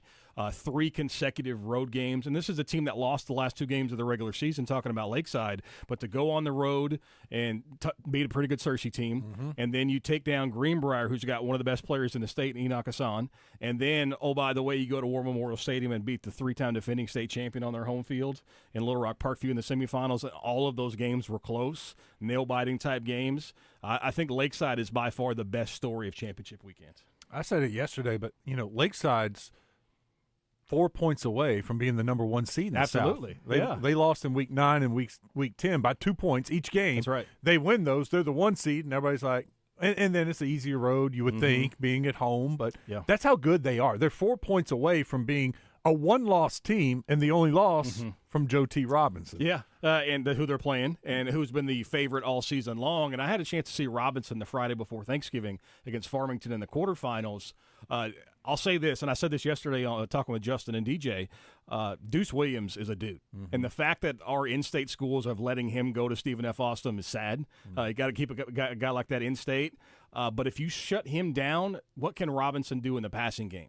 If Lakeside can stack the box and slow down Deuce Williams, I think Lakeside's got a realistic chance. Robinson might have peaked early, but they're still Robinson. They're in the finals for the 4th time in the last 7 or 8 years for a reason. Tyler Updegrove's done a great job taking over for Todd Escola as their head coach. Wouldn't be a shock either way. Obviously, Robinson's been number 1 all season long. They had a really good offseason, some strategic move-ins like that. But, it's going to be a really, really good game. And plus, Saturday at noon, by far the highest number of ticket sales in advance for that one. It should be a lot of fun. The Frampton kid at wide receiver that's committed to Texas A&M is super fast. Yeah. And I know anytime they get one-on-one, if you stack the box, they're going to take a shot. Yeah. And he can go 80. Yeah, and he's got size, 6'4" on the outside. I believe that's the same one we're talking about. Yep. Can run. You're exactly right. But if you force them to throw the football, maybe you go safety over the top. That's the problem with Robinson. That's why they're undefeated, because you think, it's really easy. We'll stop number 2 and Deuce Williams. Not quite that easy when you actually got to go out there and do it. Okay. Let's go to 6A. Because you have another conference battle with Shiloh Christian and Greenwood playing again. And first off, how amazing of a run is this for Shiloh Christian? I know they haven't had a lot of success in the finals, but the 7th consecutive year they're in a state championship game. It's unreal, the run. And it started at 4A, moves up to 5A, and now in 6A. It's really impressive. And a coaching change in the middle of that go from Jeff Conaway to Tucker Barnard. But beating Greenwood's a whole different animal. It was an 11-point game earlier in the year. Greenwood led that by 2 touchdowns most of the game. And I talked with Chris Young yesterday, and he and I go way back, obviously, me being a former River Valley guy. And he made the comment to me. He goes, I have a lot of respect for what Rick Jones did and everything, and he's obviously my idol. He's like, but he never went undefeated 3 years in a row with a senior class. And it's like we got a chance to do something that hasn't been done in Greenwood. And for a program that's been in the finals now 20 times, to say this is the first time ever in school history, that's pretty impressive. And I think Kane Archer's the best player in the state. He's not great at anything, but he's very, very good at everything. Utah got a really, really good quarterback today on signing day. I expect Greenwood to handle it. Something about the Bulldogs in War Memorial Stadium, the best case shows up. They're always prepared for everything, and very, very few times do they show up and they're like, oh, my gosh, Greenwood's got a chance to lose.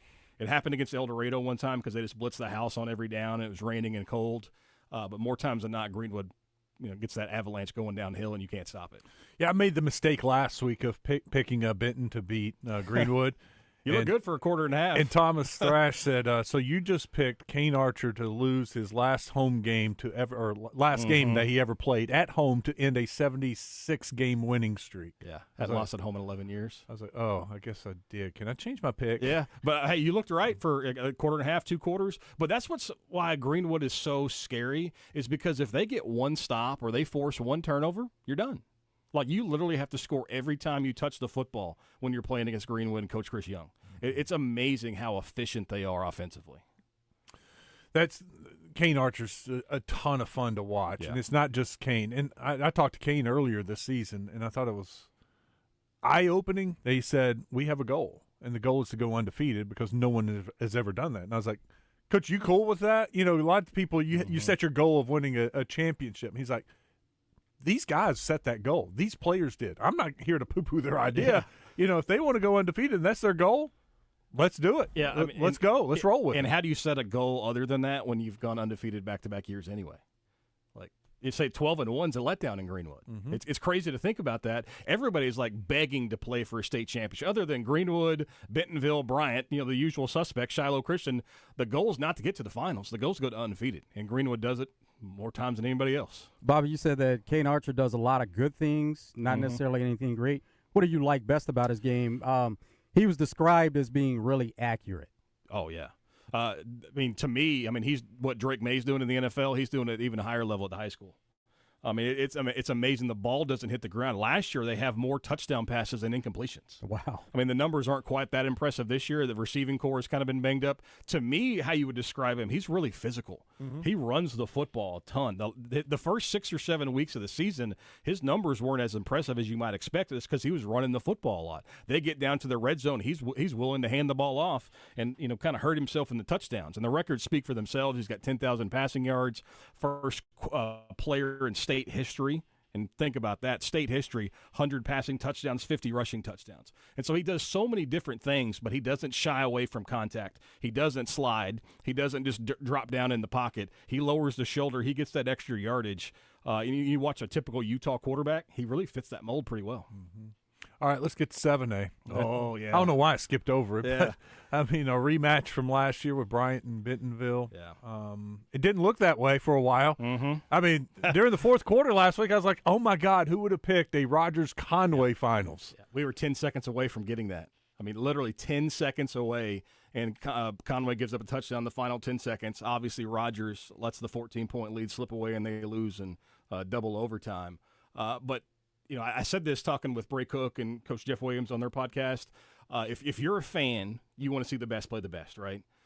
Bentonville and Bryant are by far, and no disrespect to Greenwood, Shiloh, Robinson, Parkview, anybody else, Bentonville and Bryant are the 2 biggest and best football programs the state has to offer. They're undefeated, conference champions, go through the playoffs. That's what you want. You want your 2 best teams scoring off the first weekend of December, saying, hey, you get to wear the crown for the state of Arkansas for this year. And that's what we got. Bryant's got 19 kids with college offers. Bentonville's going to roll out a dozen or so with college offers. Obviously, both have several going to the Razorbacks. It's going to be high-level football. It's going to be a lot of fun. I get the pleasure of calling that one, which I'm pumped about.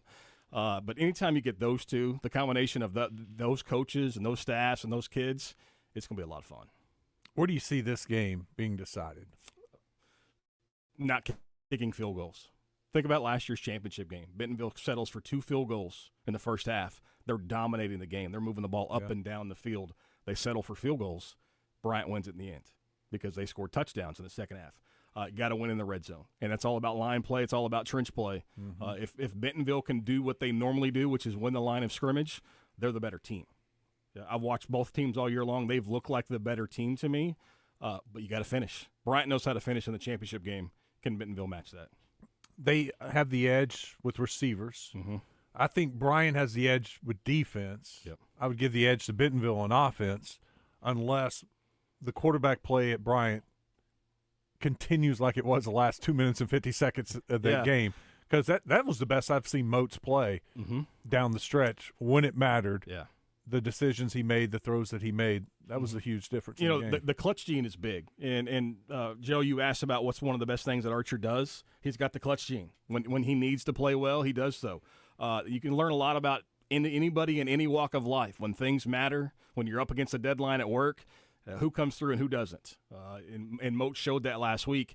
And don't be surprised if Bryant maybe tries a little no huddle. Well, throw Bentonville off the scent because he looked so good doing it last week. Why wouldn't you try that? No, those 4 – Coach called them the 4-minute drives because they were down 2 scores with 2:50 to go. They went hurry up and bang, bang, bang, got the score. 3 and out, fake punt, doesn't work. Bang, bang, bang, score and tied it up. Would you have run the fake punt? I love the if you get it, you win. Right. Game's over. Game's over. And they had the play there, and Lindsey just kind of short-armed it a little bit, and the throw was too short. I like the call. I know. I've heard a couple of different people say that the players talked him into it. I like it even more because that means he trusts his players to be able to have that voice and trusting his players to go out there and execute it. Sometimes it doesn't go your way. Unfortunately for Chad Harbison and Rogers, they're going to be thinking about that play for 20 years. Well, Coach Sanders told me this week that he didn't do hardly any coaching down the stretch. All he was trying to do was stay out of the way and call the right timeouts. He said the players started coaching themselves, and he says, the coach, that's what you want. He said after the offense scored the first time to make it a one-possession game, they came to him and said, let's do the onside kick. Let's onside kick it. And he said, all right, let's do it. Could have recovered it, didn't do it. And then those same players went to the defense and said 3 and out. You got to get a 3 and out. They got the 3 and out. Well, and then the fake punt. They called a timeout before the fake punt, and they were coming after the punt, but they knew the middle would be wide open. So they had one guy there in the middle just in case. They stopped it, and then the players knew what they needed to do. So, you know, that's, to me, to back up the Coach Harbison, your players wanted it. That's right. Let's go do it. Yeah, and that's what I love about, you know, championship football, and it's obviously conference championship games are this weekend. I mean, the coaching, the execution, but the attention to detail is why these teams are playing in December. Because they take care of the little things. The 3A and 4A teams who are in the semifinals, they take care of the little things, and that's how you're successful. Because the margin of error between Bentonville and a Conway is razor thin, tiny. But do you execute in the closing moments? When you've got the ball with 3.5 minutes to play, 75 yards from the goal line, do you expect to score, or do you expect to give up a score? And we're starting to see that line's very different. You know, to have the thought, hey, we can win this game, or we're going to win this game is very different. Bentonville and Bryant walk onto the field knowing we're winning today, no matter who they're playing. You make a great point because both Rogers and Conway had the ball with the chance to get a first down to win the game. That's right. And neither of them were able to get the first down. They were stopped, forced to punt or the fake punt. Then the other team gets the ball, goes down, scores. Changed the game. It's wild that it literally comes down to 3 plays an entire season. You know, 6 months of preparation. But do you execute when it matters the most? And that's what high school football is all about. It teaches you to overcome a little bit of adversity. We'll take a break. More with Bobby Swafford when we come back. 661-1037. I'll check the D3 Auto Sales text line if you have some high school football questions. Stick around. It's Out of Bounds.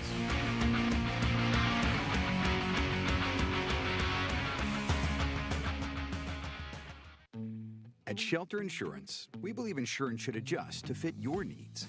That's why we work with you to design an auto, home, and life insurance plan that's particular to you. Insurance that fits just right. And Shelter is known for our award-winning customer service, satisfied customers, and a plan for you. Ready to check us out? Shelter Insurance. We're your shield. We're your shelter. See Shelter agents Richard Yeager, Steve Ferguson, or Jason Daly in Little Rock today. you've thrown over 4,000 innings like I have, you know joint pain isn't a maybe, it's a guarantee. For you, was it climbing ladders or too much heavy lifting? Hey, we're all in the same boat. But surgery, that was never my answer. Baseball legend Roger Clemens knows there's a better way. That's QC Kinetics regenerative treatments that help your body heal itself. No scalpels, no fake fixes, just real relief. What I love about QC Kinetics, these are the most respected medical pros in the country that specialize in non-surgical therapies to get you moving again. Don't mask the pain, fix it. Call QC Kinetics now for a free consultation. I trusted QC Kinetics. You should too. Call QC Kinetics today and schedule your free consultation. Call QC Kinetics, 501-214-5880. That's 501-214-5880. 501-214-5880. Hi, I'm Nathan Schulman with Schulman Theaters, and I'm excited to invite you to the grand opening of our newest location, Film Alley Breckenridge. Now open, and we've built something special for you and your family. A place where you can watch the latest movies, bowl with friends, let the kids loose in the arcade, and enjoy great food and cocktails, all under one roof. It's more than just a theater, it's a place to make memories. Find out more by visiting us at breckenridge.filmalley.net. From our family to yours, welcome to Film Alley Breckenridge. Hi, this is Ted with Accountable Roofing and Remodeling. We are proud to offer window and door replacement and installation. Our upfront, honest pricing and easy financing make it easy for you to increase the value of your home and reduce your energy cost in one step. Accountable Roofing and Remodeling windows and doors carry a lifetime guarantee. So what are you waiting for?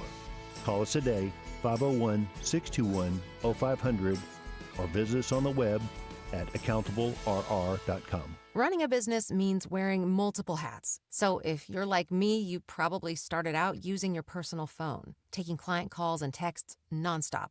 As my business grew, I needed something smarter. That's when I switched to Quo, the #1 business phone system. Quo works right on your phone or computer. No carrying two phones, no clunky landline, just one easy app you can try for free. Your team can share one number and handle calls and texts together like a shared inbox. Any teammate can jump into the conversation so customers get faster responses. And Quo's AI assistant summarizes your calls and responds to customers 24/7, so you never miss a lead or opportunity. All this starts at just $15 a month. That's basically 2 coffees. You can even keep your current business phone number. Find out why 90,000 businesses trust Quo. No missed calls, no missed customers. Try Quo for free at quo.com/sports. That's quo.com/sports to try Quo free. QUO.com/SPORTS. Hey, it's Randy Rainwater from Drive Time Sports. Wednesday, Rick Schaefer and I have a short show before the Arkansas Razorbacks take on the Louisville Cardinals.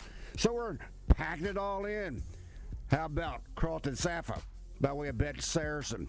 Scoop and Score with Kevin Bohannon. And hogsports.com's Trey Biddy, thanks to Chris Crane Hyundai and Genesis of Conway. See you Wednesday on 103.7 The Buzz. Out of Bounds on 103.7 The Buzz. Live from the Gwatney Chevrolet studio. Gwatney Chevrolet. Driving, trust every mile.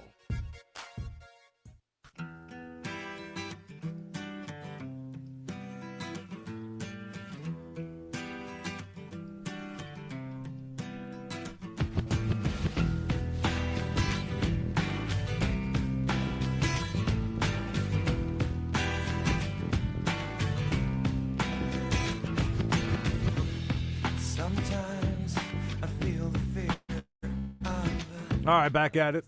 Westmore, Joe Franklin. We got Bobby Swafford from the AAA joining us. Anything we need to know about fans going to War Memorial Stadium this year? Yeah, just remember they've got a clear bag policy, so don't make the husband track it back to the car. Make sure that everybody's got a clear bag or a clutch. No umbrellas. It's not supposed to rain anyway, so not going to be that big of a deal. Metal detectors are going to be in use, and you do have to have a digital ticket, so buy it ahead of time. So just go to our website, tickets link at the top. How much are tickets? $9. Not bad. Yeah. Good entertainment, that's for sure. sure. $6 cheaper than every bordering state. Really? Yeah.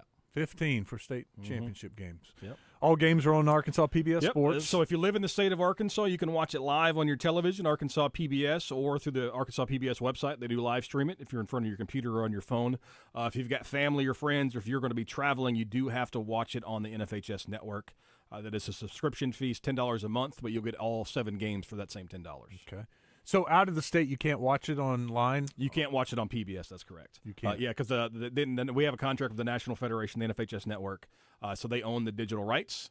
But because PBS is producing it, they can stream it themselves. But because of PBS and being the nonprofit and the education-based television, it has geotagged. So outside the state, you can't get it. They will also, but they do put it on YouTube later. Yeah, so it'll be on YouTube by Monday. Last year they were really good; they were up there by Sunday. But the entire broadcast from start to finish, coin toss to the final buzzer, will be on YouTube by Monday. Okay, and you can listen to them right here on the bus. That's right. If you're out and about driving around, be sure to tune in for all the games.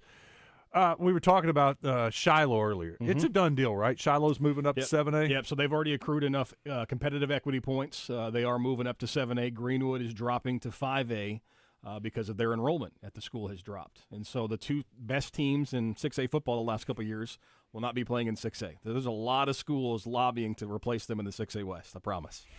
What's that going to look like now, the 7A West? Yeah, so the 7A West so Southside has already dropped down to 6A. Fort Smith has. So Fort Smith Northside is the one that's left out. So they're going to get shipped to the 7A Central. So you're going to have 8 teams north of the tunnel for the 7A West. Little Rock Southwest drops to 6A.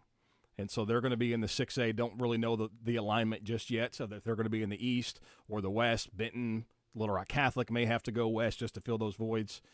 So the Central is going to be a little more travel because you've got Northside having to come all the way to Little Rock. How does that work as far as deciding the conferences? Are all you guys in a room? What's the process? So we have, in a database, the mileage from every school to every other school, essentially. And so what we do is we just look at the chart. What is the least amount of mileage between the schools in your classification? Not just one school, but everybody in a conference. Like for volleyball, for example, because those conferences have just come out. Stuttgart added volleyball this coming year for the first time ever. So they and Lone Oak were kind of right on the line. And do they go to the Northeast with Searcy in that conference, or do they come to the central part of the state with some Little Rock schools? And we just looked at the numbers. And you may think, okay, why would Stuttgart literally drive past Lone Oak for a conference game? It's because they were 3 miles closer to the schools in the central part than they were to the Northeast. It is strictly by the numbers and the analytics. There's no personal opinion whatsoever when it comes to conferences. Straight mileage. Wow. And that's what these are the schools' rules. Of course, you and I have talked many times that the schools make the rules, and they want everything to be done by mileage.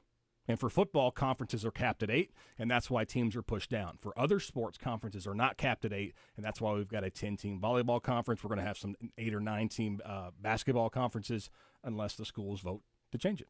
And that's all on the schools. That's right. AAA doesn't make any rules. We have never made a single rule. And if we wanted to make a rule, the schools would still have to vote for it. So our board of directors could come and say, hey, we want to make Westmore liaison to the world. Schools would have to vote on that. We cannot deem anything automatically done. And is it just majority vote? It depends. So if it's a brand new rule, it is majority. To change an existing rule, it's 2/3. Okay. Learning something every day. Every school can propose a rule change. Kind of how it works. We have activity district meetings in the spring. Based on geography, any school can propose a new rule. If it gets 51% of the vote in their own activity district, it goes to a statewide vote. Ethan in Atkins has a question for you. Okay. He says, will you ask Bobby if Dardanelle is moving up to 5A? I heard they were, and now I'm hearing they're not. Don't have them all in front of me. We actually do not start working on the conferences until the championships are done because we never know what the competitive equity is going to be. So we wait till the points are completely done. Even though everybody knows Shiloh's moving up, we haven't started putting the conferences together. So I'd have to look at the enrollment numbers that we get from the Department of Education are already there. They're on the AAA website, and you'll see what classification schools are at right now before the private schools are put into the hopper. Are there any other private schools moving? Yeah, Conway Christian's moving up because they won the state championship last year. So that they accrued the 5 points, so they're going to move up to 3A. Episcopal is dropping down to 2A. So schools can move up and they can move down.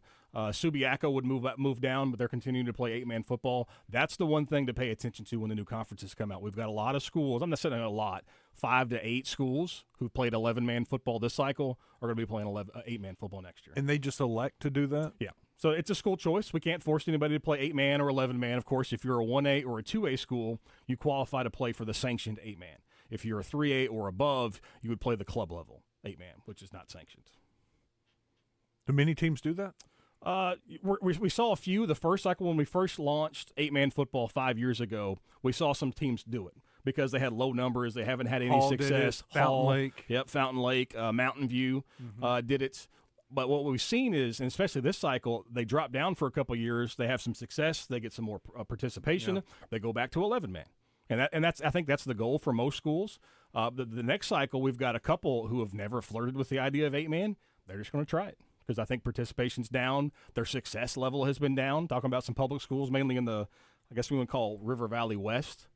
It's kind of different, but it's better than dropping football altogether. Yeah, so it still gives these young people a chance to participate, which is what we want. What are your thoughts on Jeff Regan? Dude. Just a dude. Throwing the football, he's not spectacular, but there's a reason that Air Force and a Division I school wants him. I mean, that is just a straight athlete.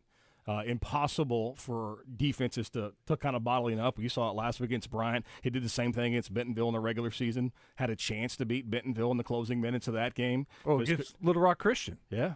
I mean, he only played a half and had like 200 and something yards rushing. He had a 98-yard touchdown run and I think like an 80-something yard touchdown run. There are so many really, really good players that people don't talk about enough. You may have talked about him, Nikhil Lewis from Hamburg. The first player in state history, and think of all the great running backs that have gone through the state with more than 50 touchdowns in a season. Was it 55? 53 he finished with and only played 12 games. And how many games did he not play in the second half in? You got guys like that. It's what high school football is about, and what Regan was able to do. And obviously, he's going to be able to continue his career just like Lewis is going to Austin Peay. It's what you want to see, but I mean, man, it's going to be disappointing not to be able to see those guys on Friday nights anymore. Did Regan end up signing with Air Force? I haven't seen. I haven't either. There have been so many players signed today that I can't keep track of all of them. No, it's hard. Yeah, I just think that Regan's too much of a, like you said, a dude. Mm-hmm. If he's not a quarterback, they'll find something. Put him in the slot. Yeah, put the ball in his hands. 4.3, 4.4 speed. He can run. He knows how not to take a big lick. Yeah. The local bias in me is like, just imagine that kid at quarterback at Harding. Oh. Yeah, Tim Horton's listening. He's mad at you right now. Probably. Yeah, but, obviously you're going to go to Air Force over Harding any day, but, God, plug and play there. Bobby, it's going to be a fun weekend. Thank you for stopping by. Absolutely. Looking forward to it. Yeah, I am too. No, Thursday, Friday, Saturday, and then we get to do it again the next weekend. That's right. Okay, thank you. We appreciate you. Got it. When we come back, we have what's trending. Then at 3:30, we're going to tell you about Charlie Brown Christmas, how to get tickets for that. Take the kids out to see something fun for Christmas. Stick around. It's Out of Bounds. Stop and shop at our Conway and Little Rock showrooms. That's Hawks Homes, has been serving Central Arkansas since 1986. Is Arkansas's #1 sales dealer. Volume purchasing power enables us to offer our customers the best prices on the highest quality homes. See the world's largest double-wide and single-wide homes, triple-wide homes, and even a quad. You dream it, and we'll build it for you. We're the only manufacturer and modular dealer that can build your custom home from your plans. Check them out online at hawkshomes.net. The electric cooperative's got its start lighting Arkansas, and we continue to meet that demand with every resource we can deliver. We're powering your life where you live every single day through one of 17 local cooperatives, each unique, always united, and in your community. Our mission? To provide reliable, affordable, and responsible power to every corner of Arkansas. It's the local hometown cooperative way. Because we're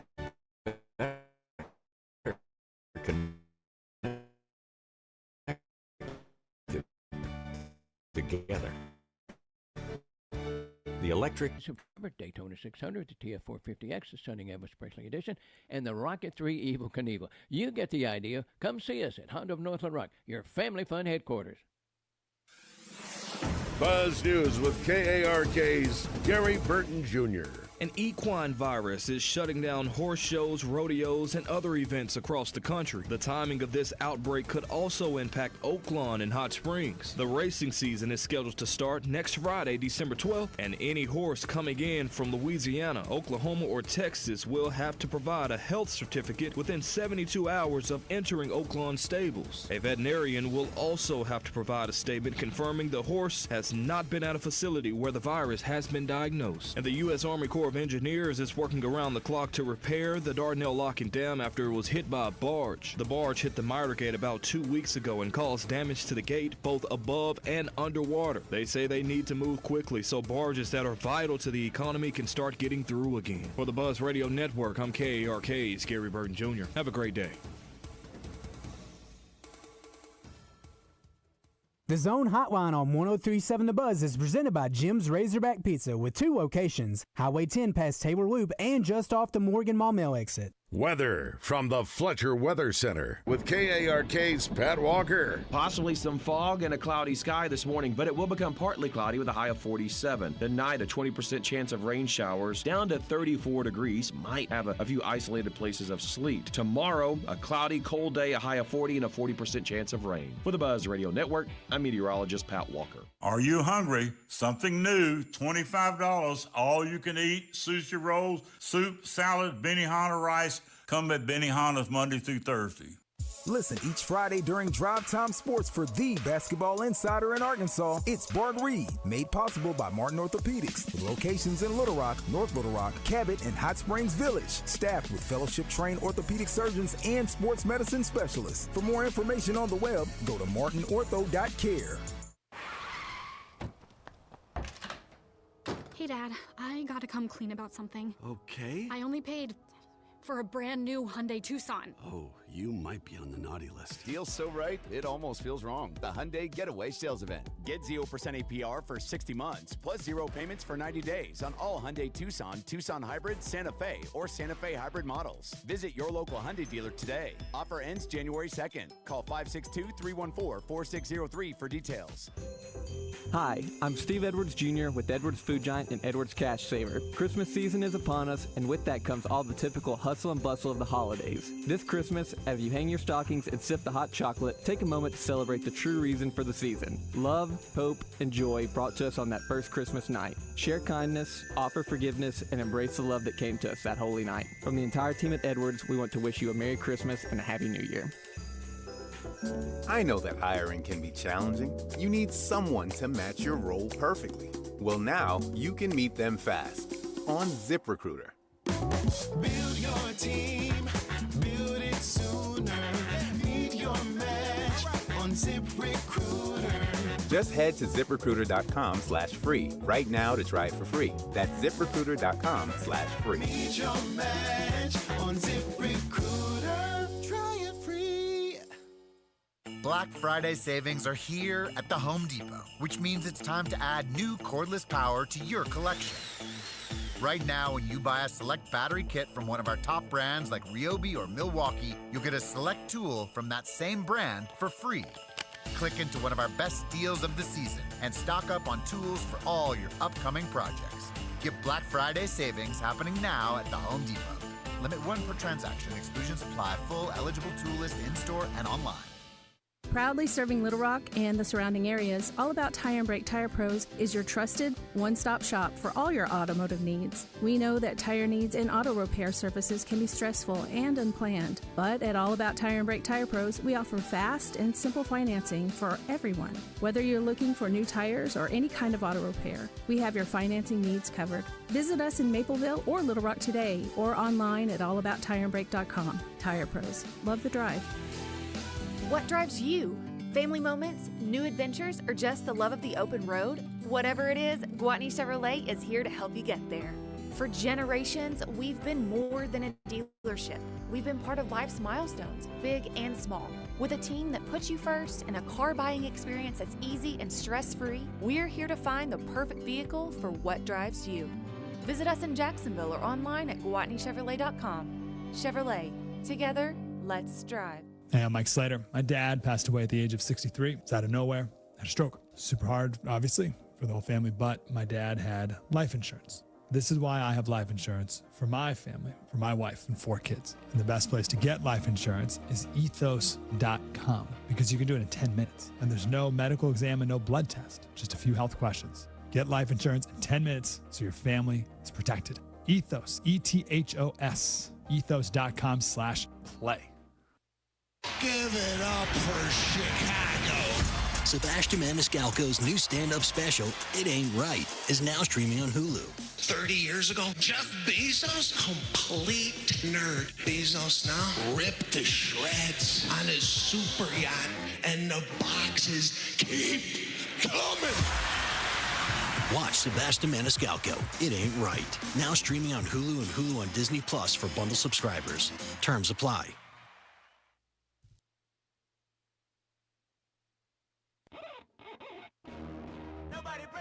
Live from the Gwatney Chevrolet Studios, this is Out of Bounds with Joe Franklin and Wes Moore on 103.7 The Buzz.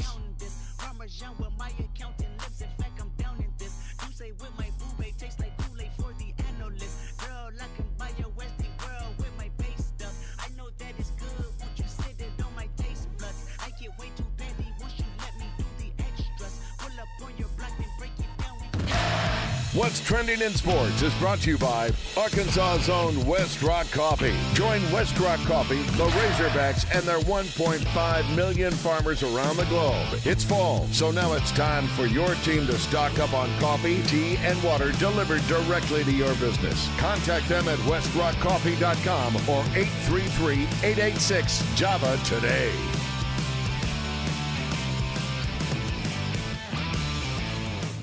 All right, let's talk a little NFL. Just hit me, today's Wednesday. Oh, yeah. It's flying by, it seems like. We got the NFL tomorrow night. Not only we got the NFL, we got the Cowboys tomorrow night. And I'm doing the 8-man championship. You can always go back and watch that on Prime. Do they, yeah, they go back and put it? Yeah, it's there. Oh, I know what I'm doing for late Thursday night. Just like anything that goes on YouTube is there.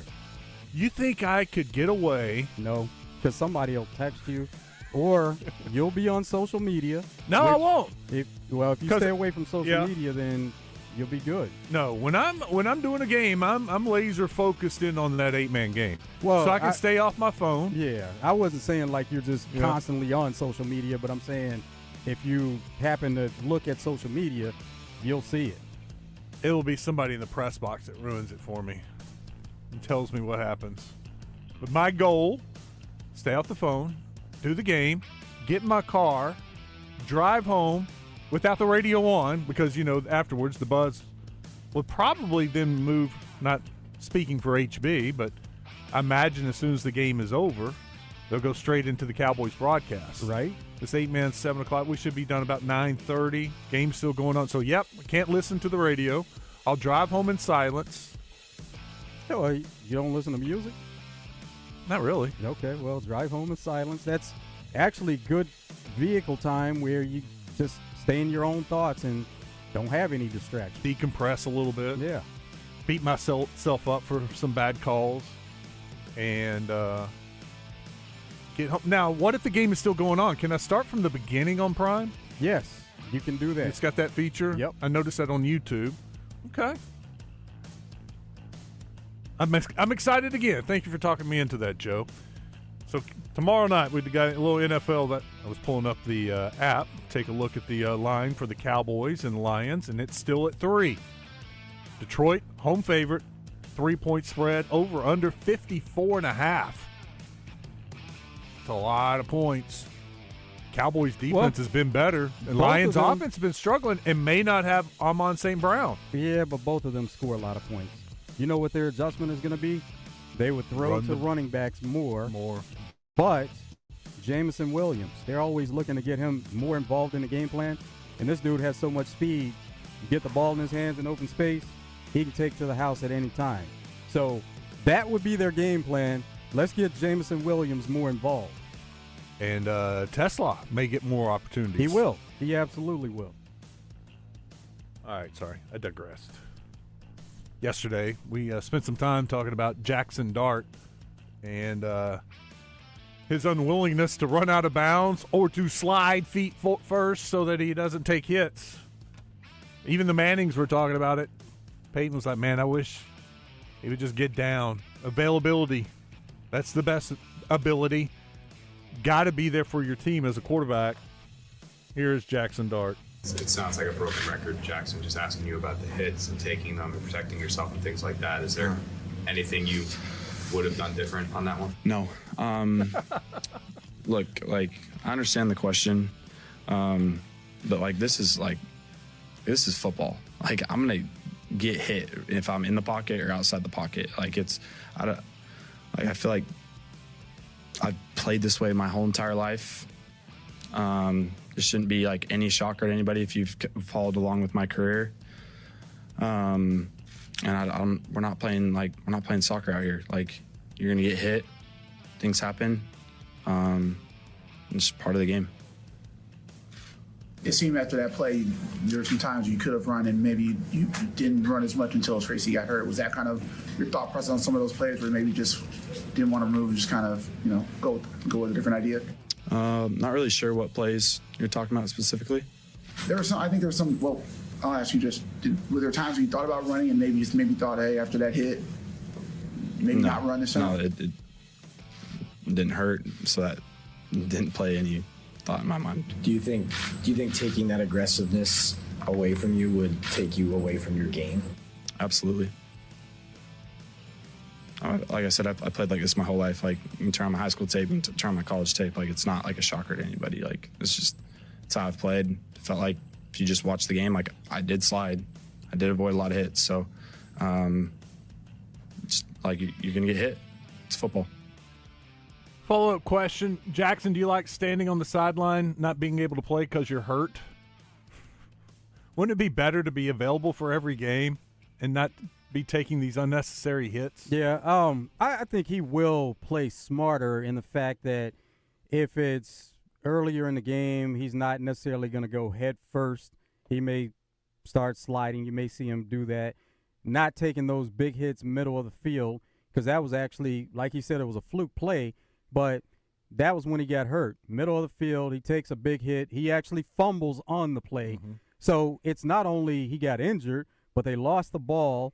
And then if he's closer to the sideline, he's not going to be taking those type hits. You wouldn't think so. No. But he did. Well, he did. It's a learning experience. Yeah. But, overall, just to his point, he's not just going to completely change the way he's always played, but there will be some changes. As he gets older, those hits start hurting more, and it takes longer to get over those hits, and the injuries start piling up. Yeah, that's funny, too, that his first response was, it didn't hurt. Okay, if that's what you want to say. No, he hopped up quickly. No, it was a vicious hit. He went flying through the air and landed kind of awkwardly. And sometimes those hits don't hurt, actually. Yeah. Let's go to Jameis. Now, this is something, Wes, that you'll be watching also. Hard Knocks is NFC East. And first episode aired last night. I started seeing the promos, and we had talked about Hard Knocks being the NFC East, and I was like, have I been missing something? This is the first episode. First episode. So this is Jameis, and he congratulated Dak on being the all-time passing leader for Cowboys. I just want to congratulate him for being the all-time leading passer in Cowboy history. And I also phrased it as it's America's team. And just knowing him, I remember when me and Dad were roommates at the Peyton Manning Passing Academy in Thibodaux, Louisiana. And we shared with each other that, hey, we both gonna make it, and look at us now. He came out a year ahead of me, but we did a lot of stuff in there. Yeah, they threw a halfback taxi pass back to the quarterback. Oh, back to Jameis? Yeah, and he was covered. Shredded him, attacked the ball in the air, breaks the tackle. No, he did not. You got to pull that up.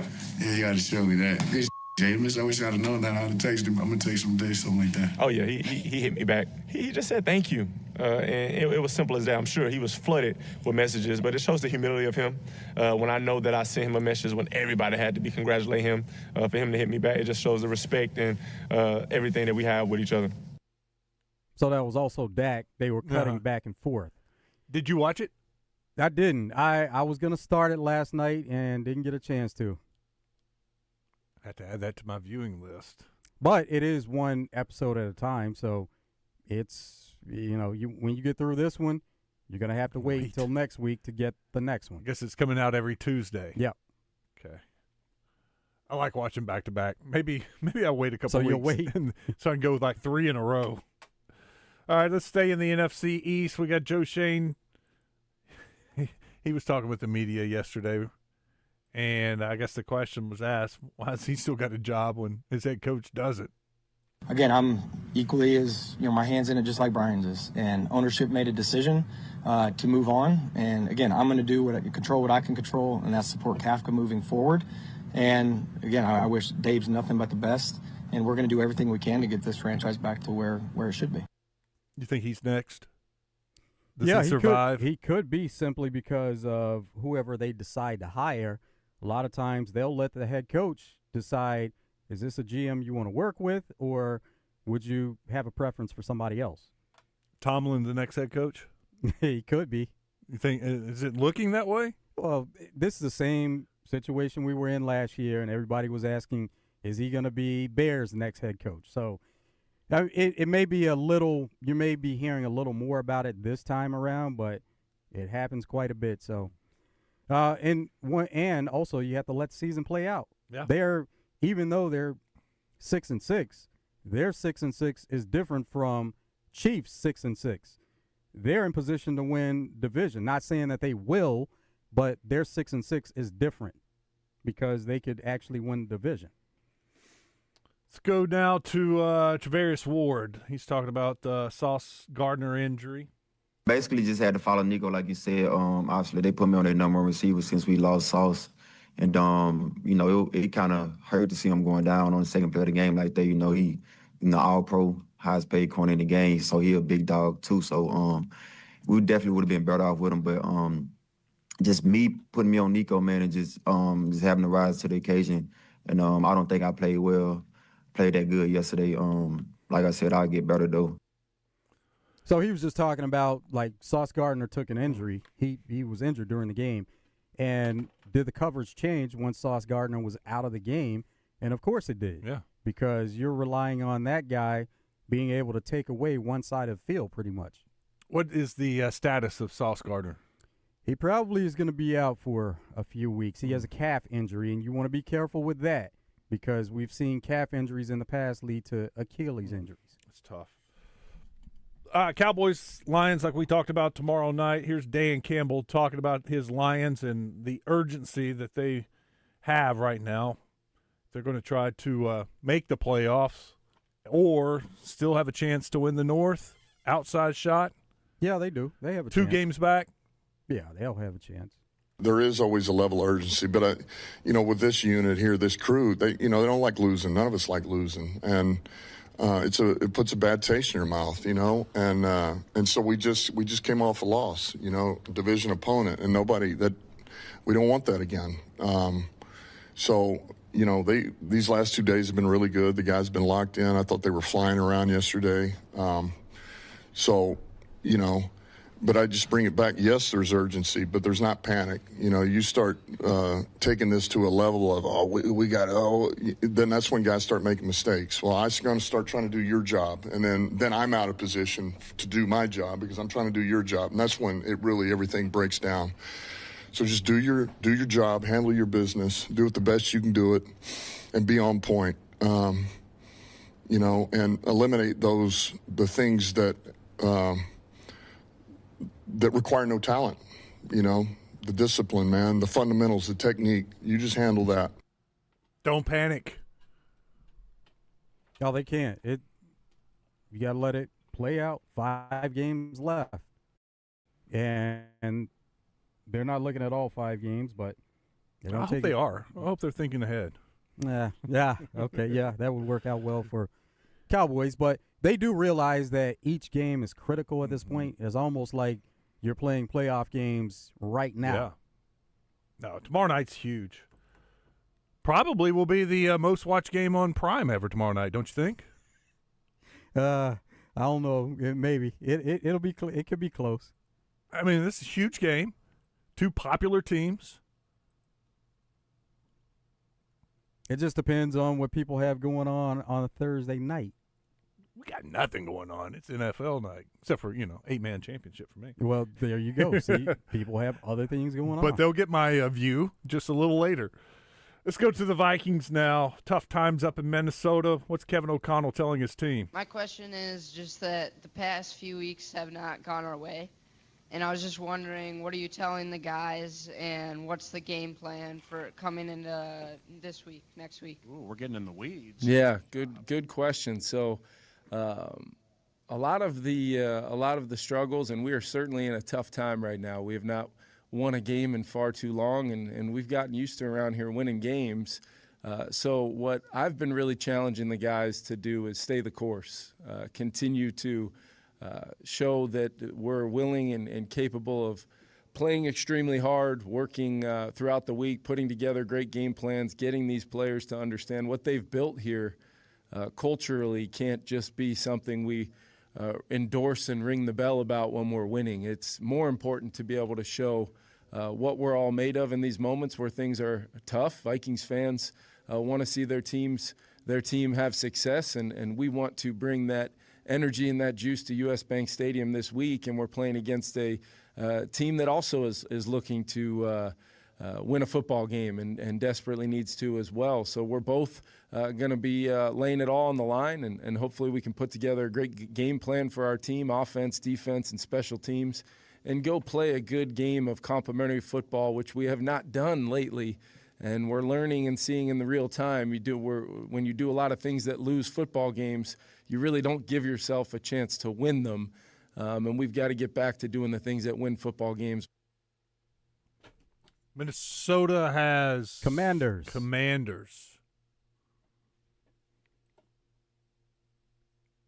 Where? Both. It's at home for Minnesota. Vikings, but both teams will be looking at that like that is a winnable game. Yep, that's a pretty good matchup, especially after the Commanders played well on Sunday night. Yep.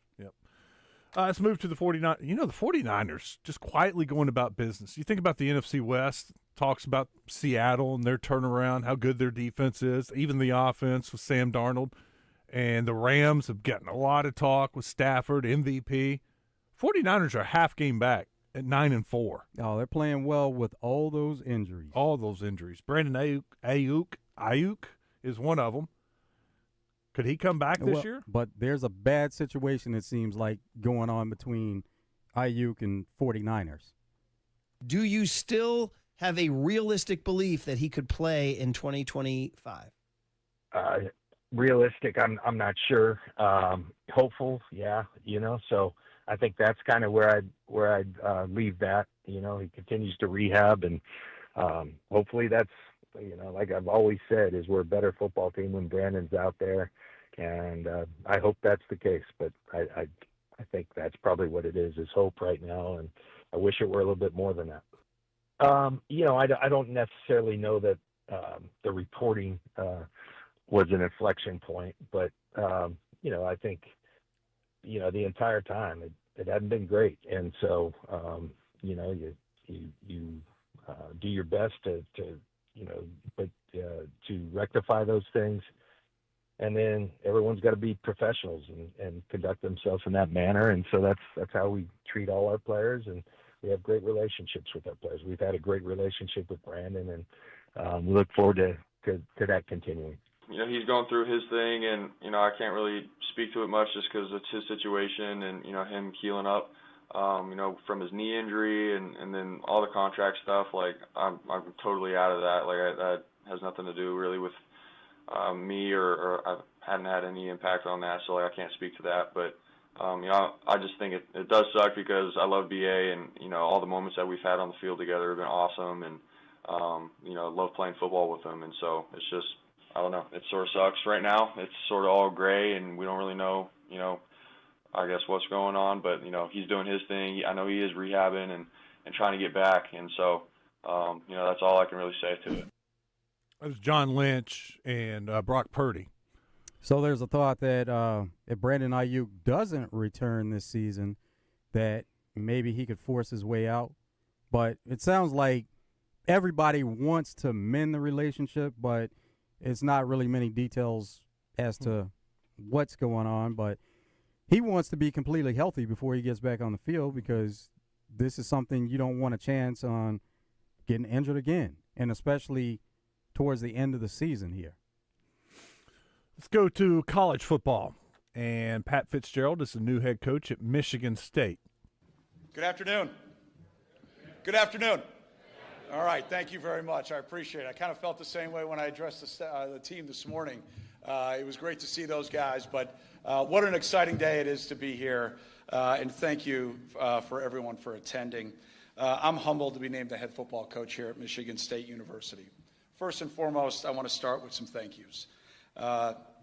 President Dr. Guskowitz, thank you for the kind words. Thank you for letting everybody in Michigan now know that it's my birthday. It's going to be a long day and a lot more text messages that I've got. To our great Director of Athletics, Jay Batt, when we first visited and I started researching you, it was just a no-brainer that I wanted to be aligned specifically with you. And then you introduced me to Doc, and I was like, this is exactly how successful programs are run. Alignment from the president, the athletic director, and now my great privilege to be the head football coach. John Palumbo and Jen Smith were instrumental in this too, and I thank you very much for that. My good friend Tom Izzo, who is, I've gone through my journey as a head coach, has been a great friend, has communicated frequently. Got a chance to see him today at lunch. I couldn't believe he stopped by on game day, but he was fired up, ready to go. So I hope I can help him out a little bit. So Pat Fitzgerald is back at it, coaching college football after a little hiatus, and he's ready to roll at Michigan State. Oh, yeah. It should be good for him to get back to coaching after having to spend some time away. Lane Kiffin is headed to LSU. He spoke with the media down in Baton Rouge yesterday. Here he is talking about Nick Saban. You know, Coach Saban kind of coached at another place in this conference, so I can't really say exactly what he said, but I'll say I think the world of Coach Saban, and I respect him, and so there's a reason I'm here. Big influence in his life. Short time he spent with Nick Saban at that other school that he can't talk about at LSU. More from Lane Kiffin. Why did he leave Ole Miss for LSU? I'm wondering if there are things that you can share with your conversations with your mentors and whomever else you sought out to make this decision. What were some of the things that they shared with you that sort of helped sway you one way or the other? Yeah, I think that, you know, it was a really difficult decision. And when you're in those difficult decisions and you're torn, very torn, back and forth, and there's multiple options, you know. There were really, you know, 4 different places, you know, that we had to think about in this. And I just talked to them, and it really was apparent to, I felt like everybody that I talked to outside of the state that I was in all basically said the same thing, okay? They all said, man, you are going to regret it if you don't take the shot and you don't go to LSU. It's the best job in America, it's the best resources, and to win it. That 4th place that was in the mix would have been Penn State. Penn State. Yeah. So he laid it out and said that he, you know, once again said he didn't know exactly what the money was, but just talking to Jimmy Sexton, the money was pretty much even across the board. All 4 schools had it laid out, but LSU had the difference with NIL money. And that's surprising because Penn State has a lot of NIL money. All right, let's finish up with Tiger Woods. And this can be interesting for a lot of people around here with the Simmons Bank Championship. And you're thinking Tiger getting close to 50. Could he play here one day? How cool would that be to see Tiger walking the fairways at Pleasant Valley Country Club? He'll be 50 in less than a month. Less than a month. So next season he could eligible. be on the Champions Tour if he was healthy. Here's Tiger on his future. Not only Wood could have that experience that we've had for a number of years. Do you have a target? Do you want to be ready at the Genesis of the Masters? You know, as I said, I don't know. You know, I just started to chip and putt. I just started to lift in the gym. I just started this process. So a disc replacement takes time. It's longer. It's not as long as the Fusion, thank God, but it's going to take time. Why do you want to mount another comeback? Come back to what point? I'd like to come back to just playing golf again. I hadn't played golf in a long time. You know, it's been a tough year. I've had a lot of things happen on and off the golf course that's been tough. And so my passion to just play, I haven't done that in a long time. Just play. So I've had to sit on the sidelines for a number of months, and most of this year, and quite frankly, end of last year. Is the Champions Tour more realistic? As I said to Rex, I don't know. I don't know what that is. I need time to figure this out with my back and with my body. And as I start to get more explosive and start to rotate and see what I've got, then I could find out or assess what tournaments I could play in, how much I should play, where I would like to play. I really haven't gone in depth of what the schedule looks like on the Champions Tour, except for a few tournaments. Even our schedule, I've been working on our 27, 28 schedule. So it's been not exactly golf based. It's been personally golf based. It's been about trying to do what's best for the tour. Sounds like he's a ways off. Can't even play the game of golf, much less decide on the next year's schedule, next year's future. How about that, though, specifically being asked about Champions Tour? All right, we got to take a break. When we come back, we're going to talk about a Charlie Brown Christmas. It's coming to Little Rock. All the details next. This is Out of Bounds.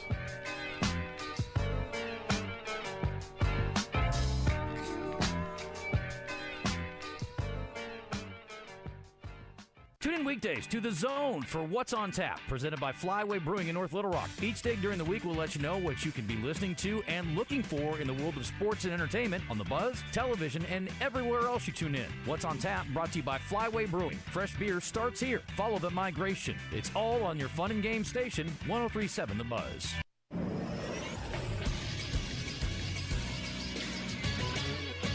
This is Sports Center. Last night in college basketball, Arkansas State beat UT Arlington 83-63 behind Jalen Hampton's 19 points and 8 rebounds. Arkansas State will face Little Rock on Saturday. Nationally, 4th-ranked Duke held on to beat 15th-ranked Florida 67-66. Freshman phenom Cam Boozer had 29 points. 5th-ranked UConn beat 21st-ranked Kansas 61-56. 16th-ranked North Carolina beat 14th-ranked Kentucky 67-64. Big man Henry Visar had 17 points and 10 rebounds. Then unranked Syracuse pulled the upset over 13th-ranked Tennessee, beating them 62-60. Tonight in college basketball, 25th-ranked Arkansas will host 6th-ranked Louisville at 6:15 on ESPN. Radio coverage can be heard on The Buzz, while Central Arkansas will host Little Rock at 6:30 on ESPN+.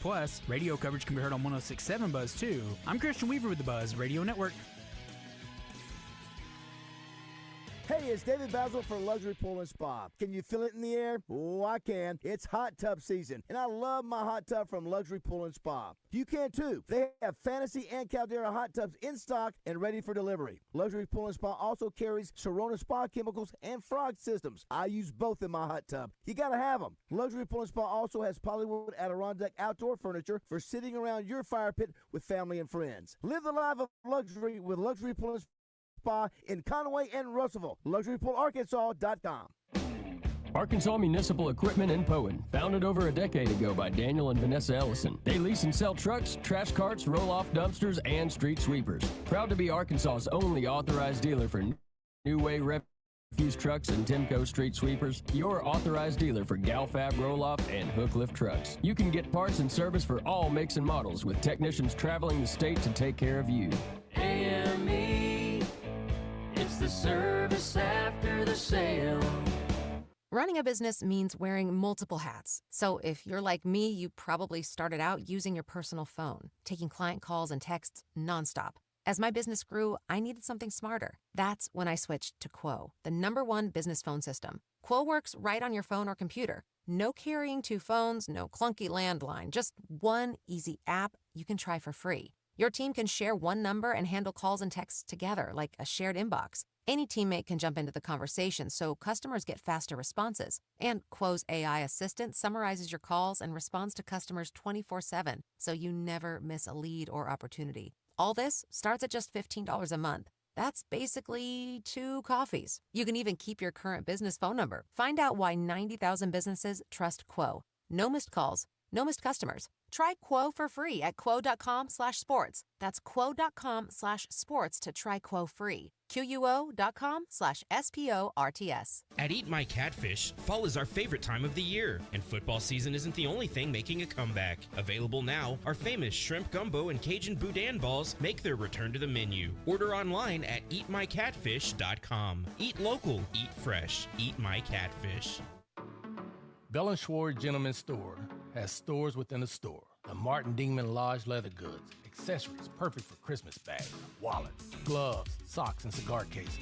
Name brands Gentile, Cricket Razorback gear, Peter Millar apparel, and Fiore athleisure wear. Bell & Schwartz quality men's clothing, the only store with a tailor on staff for your custom needs. Bell & Schwartz, 1011 Oak Street in Conway, on Facebook and Instagram. The circle of life includes death. Prevent your cubs from pawing and clawing. For wills, trusts, POAs, and more, hire the Lions. There's no one better to protect your pride than our pride of Legal Lions. For exceptional communication and exceptional results, hire Lion Legal to come roaring to the rescue. Out of Bounds, live from the Gwatney Chevrolet studio.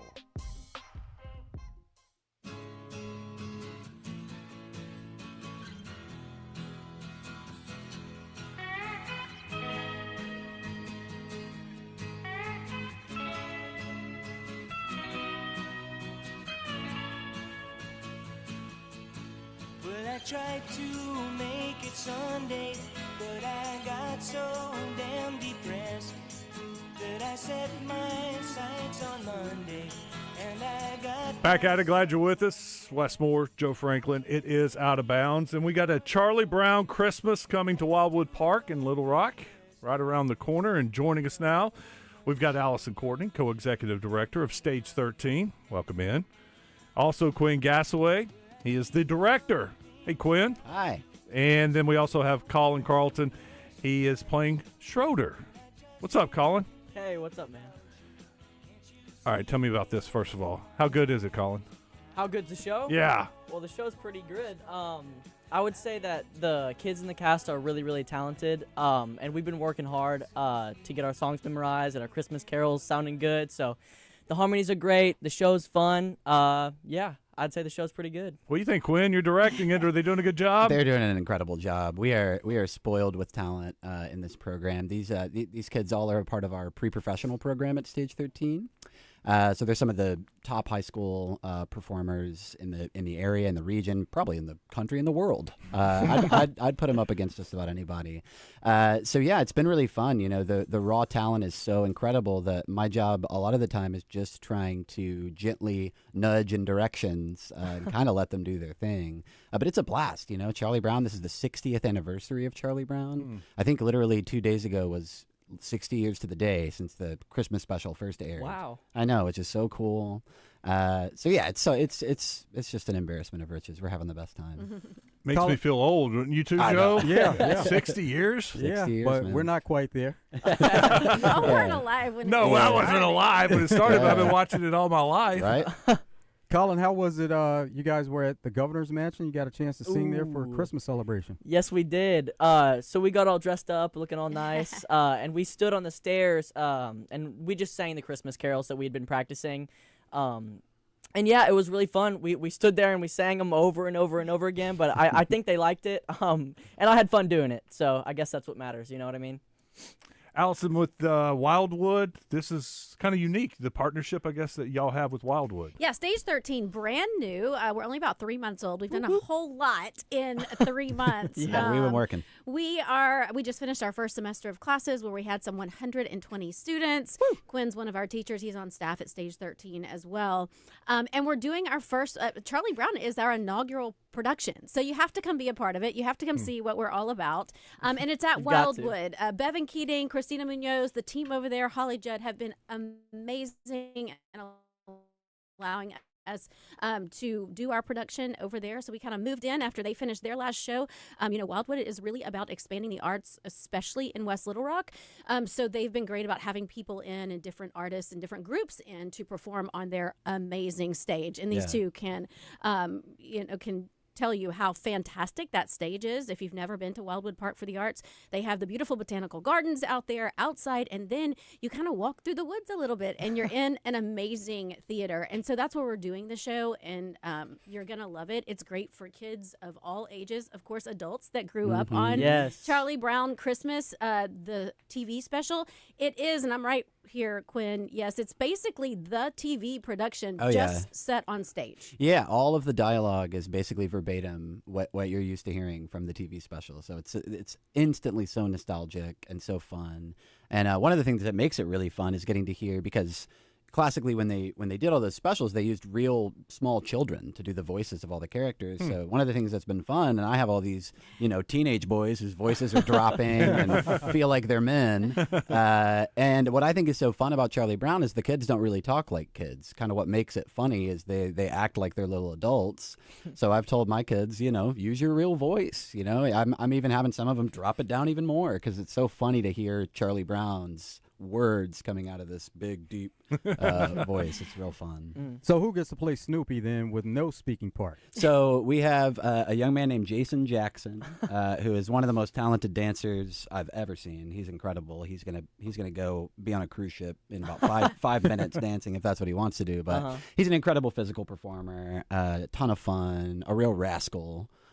Great comedian Snoopy, too. Yeah, absolutely hilarious. So he's perfect for Snoopy. He's already been playing around with speaking some dog language and stuff like that. And Joe, if you want to see him today, he's going to be at Beignets and Brews just around the corner. We're doing a partnership with those guys over there. They're giving a portion of their proceeds to Stage 13 today. It's part of our Stage 13 13 days of giving, and they're our partner for today. So we've got several cast members over there starting at around 5 o'clock this evening. So go eat. I'm going to push all the things in this little time that we have, but go to Beignets and Brews today. It's going to help Stage 13. They are Chris Alley and the team there are just incredible supporters of the arts, and we're a nonprofit organization, so we rely almost exclusively on donors and sponsors and people who really see how important the arts are to a community, especially one like ours that needs to be able to compete with other communities of this size, and the arts are a big part of that. So ticket sales are a very small part that basically covers the production because it's expensive to do theater. So we do rely on those donors and people like Chris Alley, like Beignets and Brews, Rock and Roll Sushi, some of the others that have been just phenomenal. Quinn, is it all kids in the cast? Yes. Yeah, this is exclusively made up of high school kids. They are all part of our pre-professional program. They range from, freshmen all the way to seniors.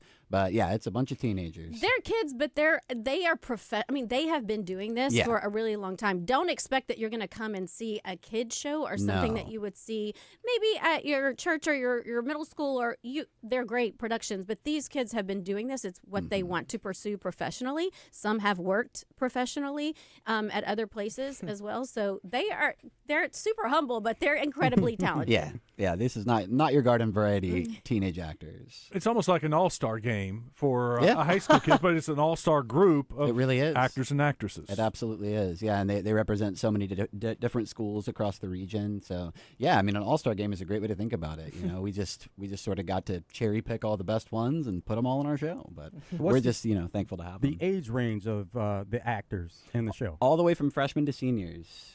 Yeah. When's it get started? So our first shows, I believe, are next Thursday. December 12th through the 21st. Yeah. We've got several, and because this is so great for young kids, if you want to bring young kids, because it's hard for a 2 or 3-year-old to sit through a 2-hour production.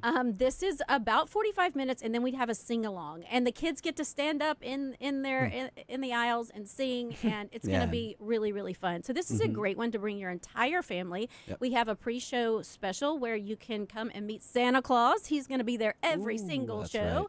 Right. It's an add-on to get early admission, see Santa Claus. You get a treat. Guess where from? Beignets and Brews.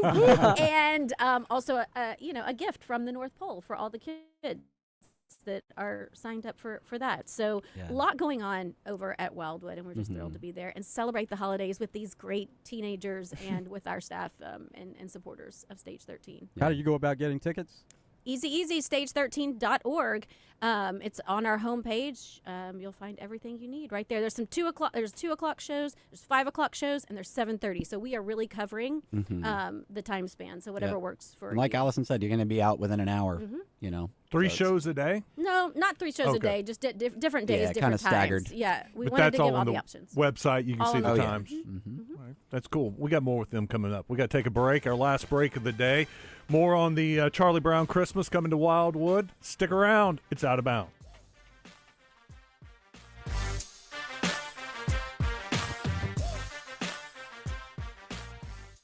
Hey folks, this is Mitch Ward, proudly serving the great state of Arkansas with Red River Auto Group for over 20 years. We started as Arkansas's #1 Ram, Dodge, Chrysler, Jeep dealer, but we've also got Ford and Toyota. And I like to think we've got the largest discounts than anybody in the state. But folks, really, if you bring us any reasonable deal right now, we're going to try to put something together. If that means us giving a little too much for your trade or selling ours or just a little too cheap or fighting for the best rate, we're going to make it happen. Check us out at redriverauto.com.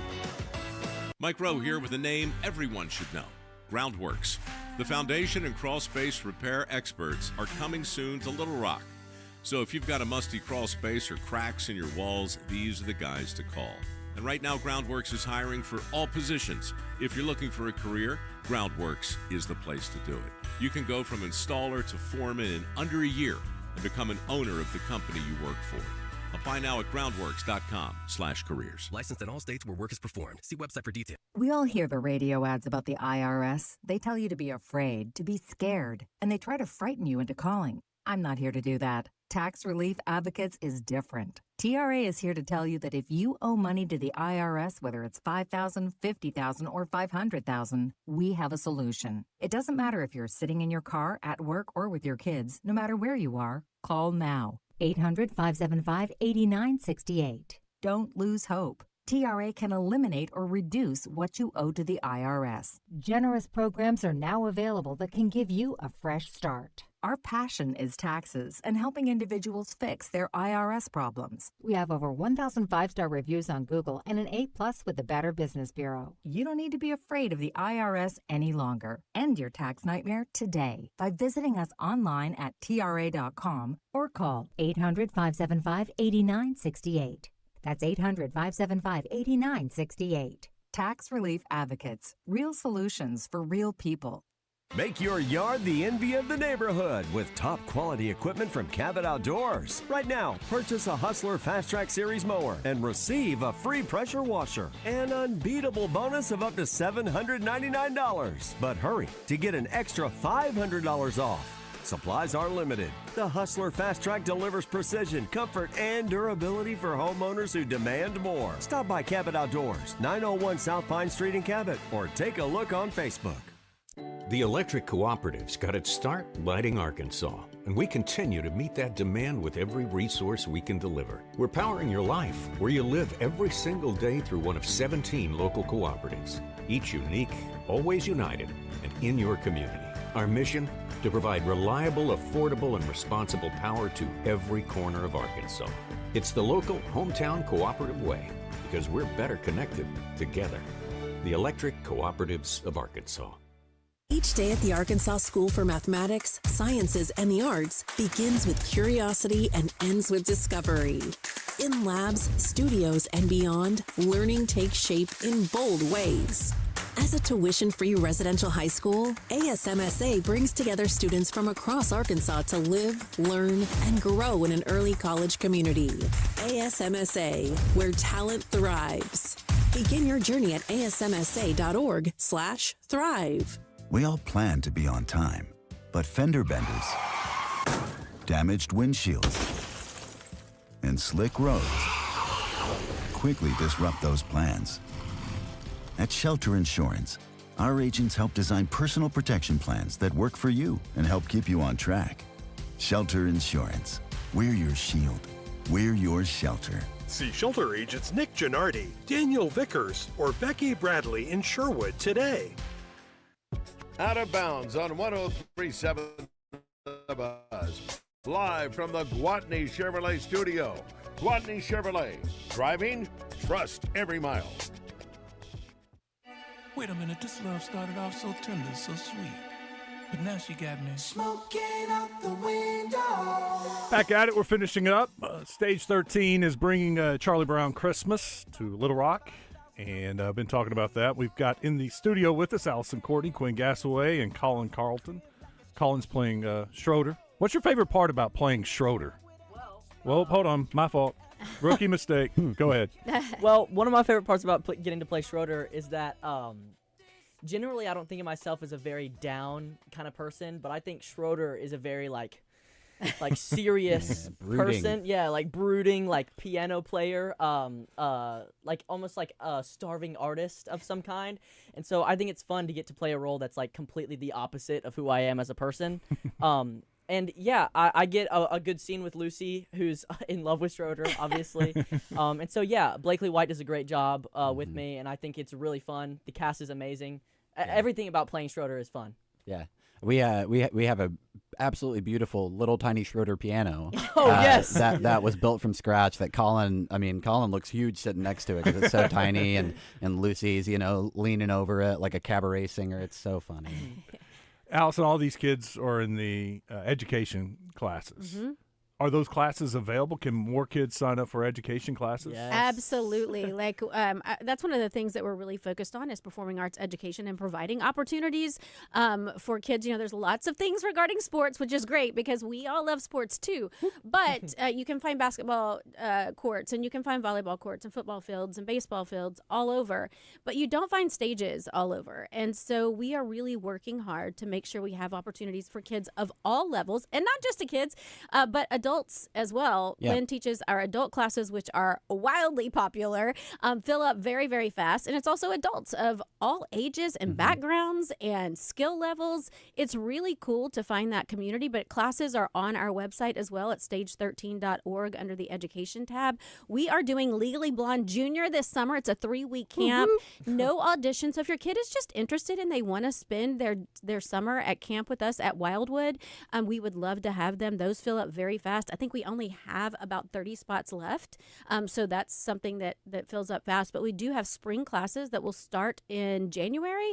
And those are online as well. Singing, dancing, acting, technical theater. If you have a kid that, likes to wants to build one of those tiny pianos like our staff members, Paige and Rex, and our behind the scenes team, then we have that going on too. Lighting, costume design, all of those things that help make a production really, really great. It's not just the actors. They're phenomenal. But if you don't have all the other elements, you don't really have a show that people want to see. So we're providing all of that. It really is a great environment. We have amazing teachers, industry professionals that truly have worked on professional stages all over the world. New York, Chicago, LA, they've done it all. And so your kid is going to get lessons from the best of the best at Stage 13. And saying that, Quinn, what's your background in theater, and how long have you been doing it? Yeah, man, I just hit my 30-year mark. I started when I was 7. I turned 37 a few months ago. So, 30 years of this stuff. So I started out doing camps at the old Arkansas Arts Center, Children's Theater, and then doing plays there. Got really into it in high school, like a lot of kids do. Got my bachelor's in fine arts and acting from Oklahoma City University. Spent a couple years in Chicago. Then I spent about a decade in Los Angeles. Just doing theater, improv, film, commercials. You if you want to make this thing a career, you gotta cross train. You gotta know how to do a lot of things. And so teaching and directing have come more recently, but have been so amazing and such a way to give back and to feel like everything I went through was worth it. Because now all those times I faced rejection and pushed through and kept on doing it. Now when my kids don't get cast in something, I'm like, that's part of it, man. You just keep going. I always tell them if they don't cast you, they messed up. Oops. Everybody makes mistakes. How long have you been teaching these kids at Stage 13? The very first thing I ever did teaching back in Arkansas was just like a little workshop. In that workshop, I had Sasha Bass and Berkeley Courtney Moore in, and they looked a lot more like kids then. They are both young women now.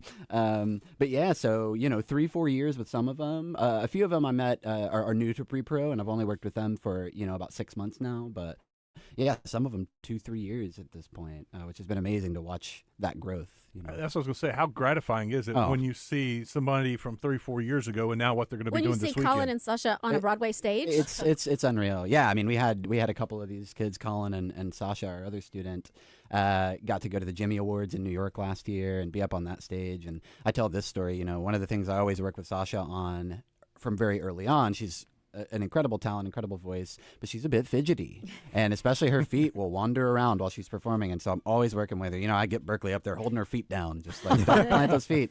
And when I watched her do her solo number for the local Jimmy Awards, those feet were so planted, and I'm just bawling my eyes out. I'm just so proud. There's no way to explain it, man. I don't have any kids of my own, so these are my kids, man.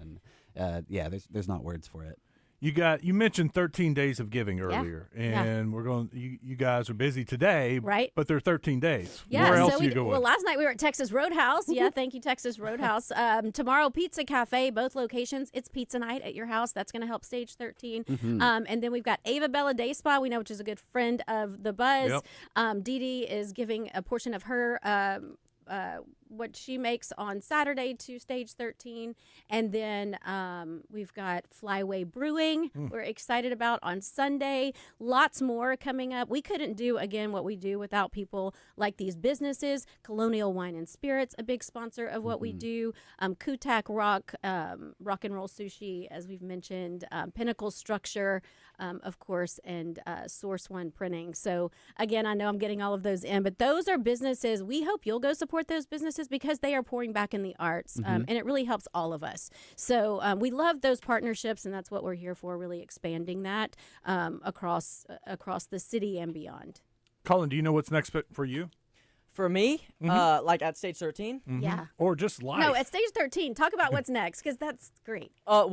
Mean Girls at Stage 13, which is going to be amazing. Our director, Kiana, is directing, and we actually just got the cast list like a few weeks back, and I'm really, really excited. It's going to be a great show. Like I said, these kids are extremely talented, and it's really like a family. Like, there's no other place in the entire world with a family that is so connected to each other. We've been working with each other for years and years and years, and we've really grown together as a group, and so I think this is our chance to like really show like how incredibly talented we actually are, and to back up the words, and the claims that we make. When is it? January 21st to the 25th. Those tickets are on sale as well at stage13.org. We are the first theater in Arkansas to do the full production. The rights just came out and made available to community theaters, and we're one of the first to do it in the first to do it in Arkansas. So that's exciting to be a new organization immediately getting the rights to a huge show like Mean Girls. And it's not just this is kids and adults in the show. It's teenagers and adults. So it is a full professional production of Mean Girls, and who doesn't love? And it's going to be amazing. Amazing. Allison, thank you. Excuse me, Quinn. Appreciate you. Colin, Thank you. Thank you. Great job. Yes. Can't wait to see it. Yeah. Stage 13 putting on a Charlie Brown Christmas. Wah, wah, wah. Website again to go get the tickets. Stage13.org, and that's the number 13. Stage13.org. Thank y'all. Thanks. Thank you. Get your kids in classes. All right, coming up tomorrow, we will get to hear from Ryan Silverfield. His press conference starts at 1 o'clock tomorrow, the new Razorback coach, and we're going to bring that to you live to start the show out. How about that? Perfect timing. I think we're also going to try to get Lee Sterling on tomorrow to get some of his picks, because Friday we'll be busy with the 2A state championship game for some of our show. That's it. Stick around. Drive Time Sports is next. Honda of North Little Rock now carries the legendary classics and cutting-edge rides.